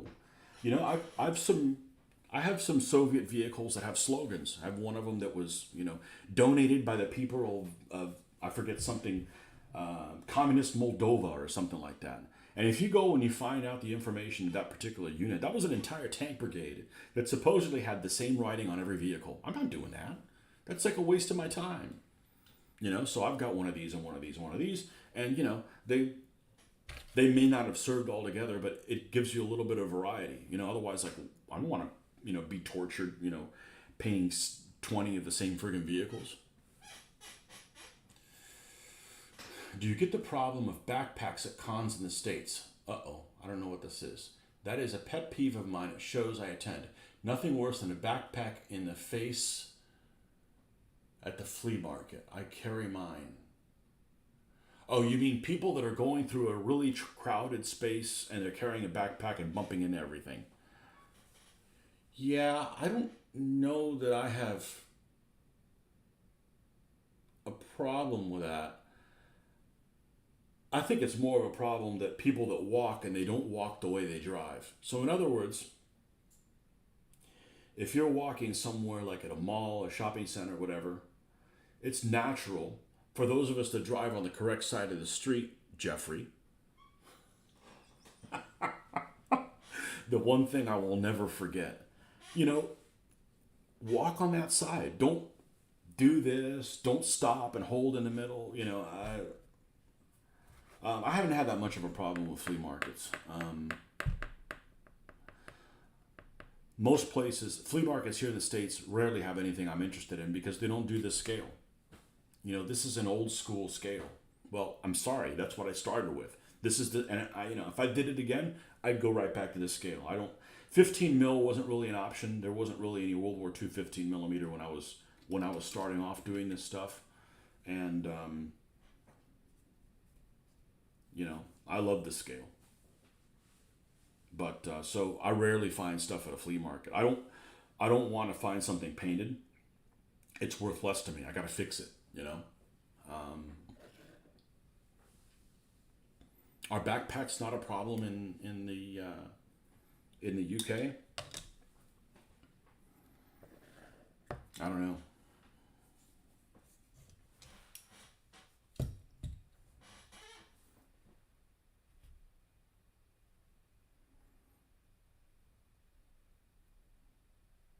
Are they going to?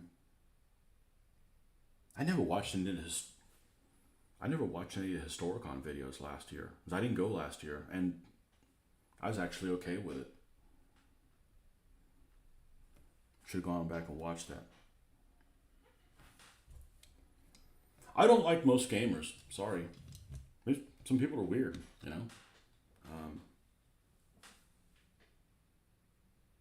some of the cons I go to excludes backpacks. I thought they were from people like shoplifting stuff. I would think. I see at U.S. cons, there's a lot more space than at UK shows, which are mainly held in large sporting centers or civic building.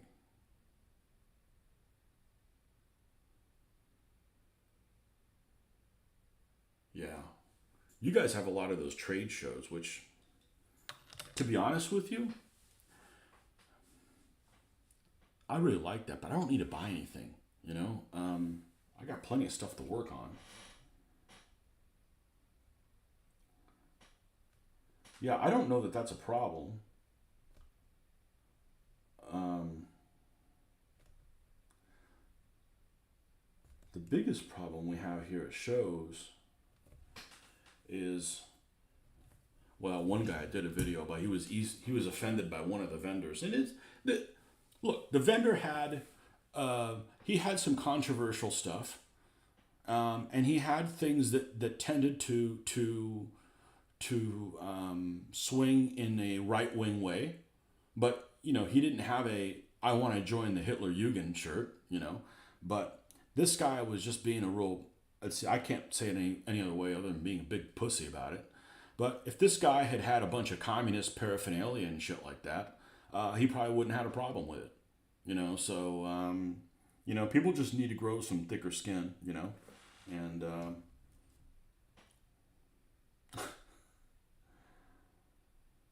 I don't know. Social media has kind of been.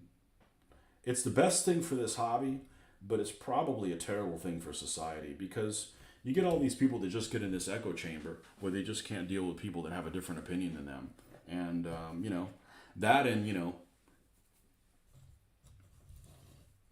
people that didn't grow up in the '80s being bullied, where you if you talk trash, you got your ass beat. You can't beat somebody's ass now, so they just go around living around like they're superheroes, and it's like I just wouldn't play a game with something like that. I have a lot of fun playing a game. I say inappropriate things. That's part of my. That's when the situation comes up in the game. We laugh about all kinds of morbid shit that happens in the game.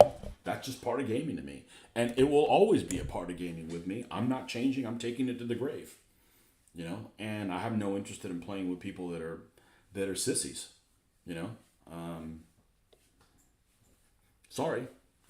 That's just what it is. That's just how it used to be. And but there was this big thing at Historicon. I think it was at Historicon on the miniatures page. Historicon on the miniatures page or something like that. Like 5 years ago, they were making this big to do about how do we get more women in playing war games. And I'm like, I'm all for women playing war games. I have no problem playing games with women. It's just an area that doesn't really interest them. It'd be like when I get upset going to the craft store and I'm the only male that isn't effeminate, and I get upset in there. I'm like, it's just not. Most men don't go into Michael's or a craft store like that. It's just not something that interests them. You can't change the freaking world. It is what it is. It's not like you're going in there and you're being persecuted. But I don't know. You need to just stop. So they were like making this big deal. How are we going to make war games more accessible to women? It just Women are, my wife's not interested. She doesn't watch any historical movies. She's awesome. She doesn't watch. I don't have anybody. I get my daughter to watch historical movies and war movies. I can't get my wife to do it. You know, it's just one of those things. You know, you just accept it, move on. Not like, well, we gotta go on a crusade. I don't like people that are on a crusade. I don't give a shit what your crusade is. I'm not interested in converting people. You know, I do 1/72 scale stuff, 1/76 scale stuff. I like to play a set of rules that's extreme and anal retentive. If you don't like that, that's cool. I'm not trying to change you from playing your Flames of War or whatever it is that you want to do. Just don't try to convert me to your religion either, because hey, we're here to have a good time. You know, and.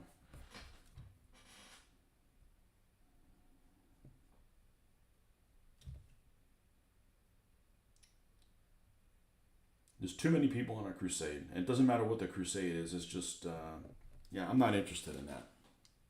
I don't need to convert anybody. If you like what I like, that's cool. You know, if you're that one person in the world that thinks a Spitfire is an ugly plane, you know, have a nice life. You know, I don't need to convert anybody.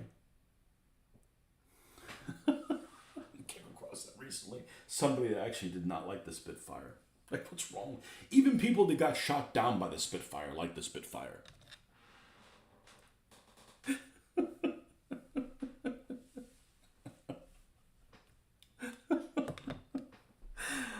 Oh, man. Presentist. I don't want to play games with a presentist. I don't want to interact with a presentist. Recently, I got to keep using that term because I'd forgotten about it until somebody reminded me of it. I think it was Nordic reminded me of what it was. I'm like, I never even heard of that term. I'm like, no. Those people are no fun at parties.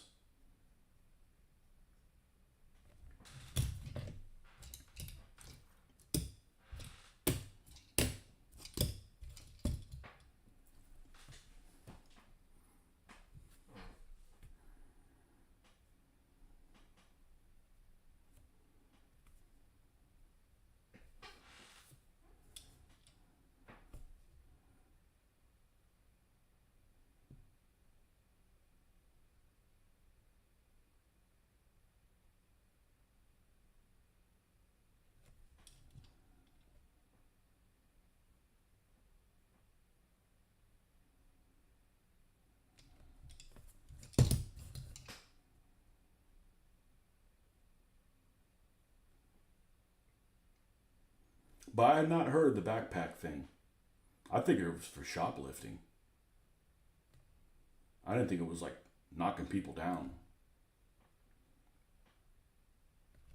Most gamers are big enough, they don't need a backpack too. You know what I mean? Hey, I'm gamer medium.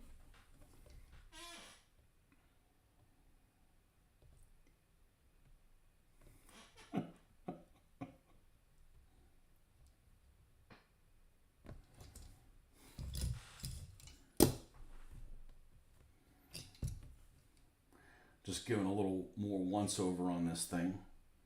I don't know that I'm 100% happy with these seats. But hey, you can always come back and retinker with it. It's almost 9 a.m. It's time for third breakfast. I'm kidding.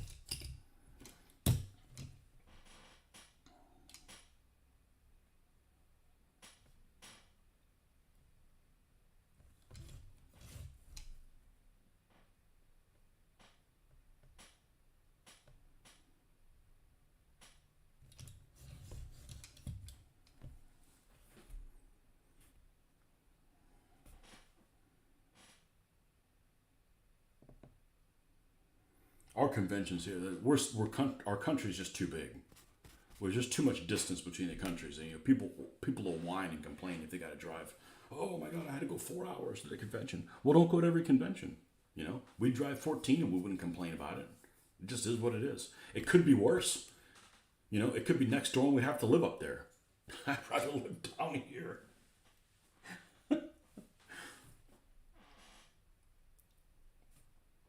So, there's problems everywhere, you know.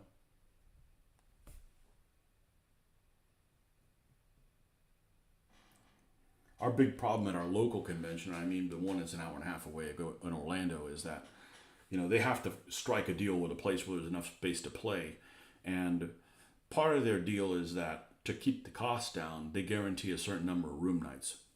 So it's important for the people that go to the convention to actually stay at the venue, so that otherwise they would have to pay tens of thousands of dollars to rent the space, because wargaming takes up a lot of space for a whole weekend. So in order to keep the cost down, they supposedly they strike a deal where it's like, hey, we guarantee 300 nights, room nights, or whatever for this weekend, and you give us the space at it used to be, I think, at no cost, but now it's at a reduced cost, and they've been able to function. I'm not really privy to all of those inner workings, nor do I want to be, because again, that's stuff that it would take time for me doing this, but I believe that's how that works, to make things viable, but I'm just going there to hang out. I'm not going to go run anything. If I'll play stuff, it's whatever decides to tickle my fancy at that time. I'm not worried about it too much. But there's people that are, you'll go to Historicon and people are like, oh, the new venue's terrible. Oh, and it's too expensive. And you do, well, then don't go to it. The place where it was held at is the host. It is embarrassing that a country like that a Western country or a civilized country would have people that had a hotel that was in that condition. It is embarrassing. The last time I went, it's like they had lost a fucking war and they hadn't rebuilt. Some of us have very little vacation days a year, and it costs us a lot of money to drive a third of the way across the country to go sit in a Stalingrad-esque type of shit show. I just, I don't need to stay at the freaking Ritz-Carlton, but I don't need to be in a place where it's like, don't touch anything because I might get, asbestos. It's embarrassing. And then some people are like, they're so damn cheap that they don't care. Well, I won't go to Lancaster Host. I mean, they need to just like drop. You know what they need? That's in Pennsylvania, right? They have those houses blow up. Maybe one of those like gas leaks underground happen, and the whole Lancaster Host goes up, and they have to rebuild it. That may not be actually too bad. That place is decrepit. It is embarrassing that anything that exists in a non-third world country would look like that. Some of us work too hard to put up with that bullshit. So I definitely will never be going to the Lancaster Host again.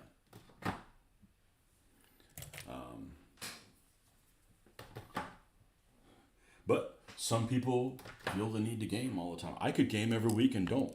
So if the thing you really enjoy doing starts becoming a big pain in the ass, then just stop doing it.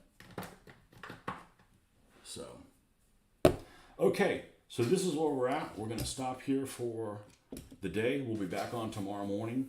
I don't know if I'm going to tinker with these seats or not some more.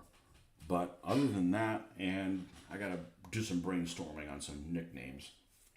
So I'm at least to give 2 of these guys nicknames. Because that's part of the enjoyment. But this is where we'll pick up off tomorrow. I don't think I'll be on later on today. But enjoy you guys your Saturday. And we'll see you guys soon. As always, thanks for hopping on the ride with me. See you folks. Bye-bye.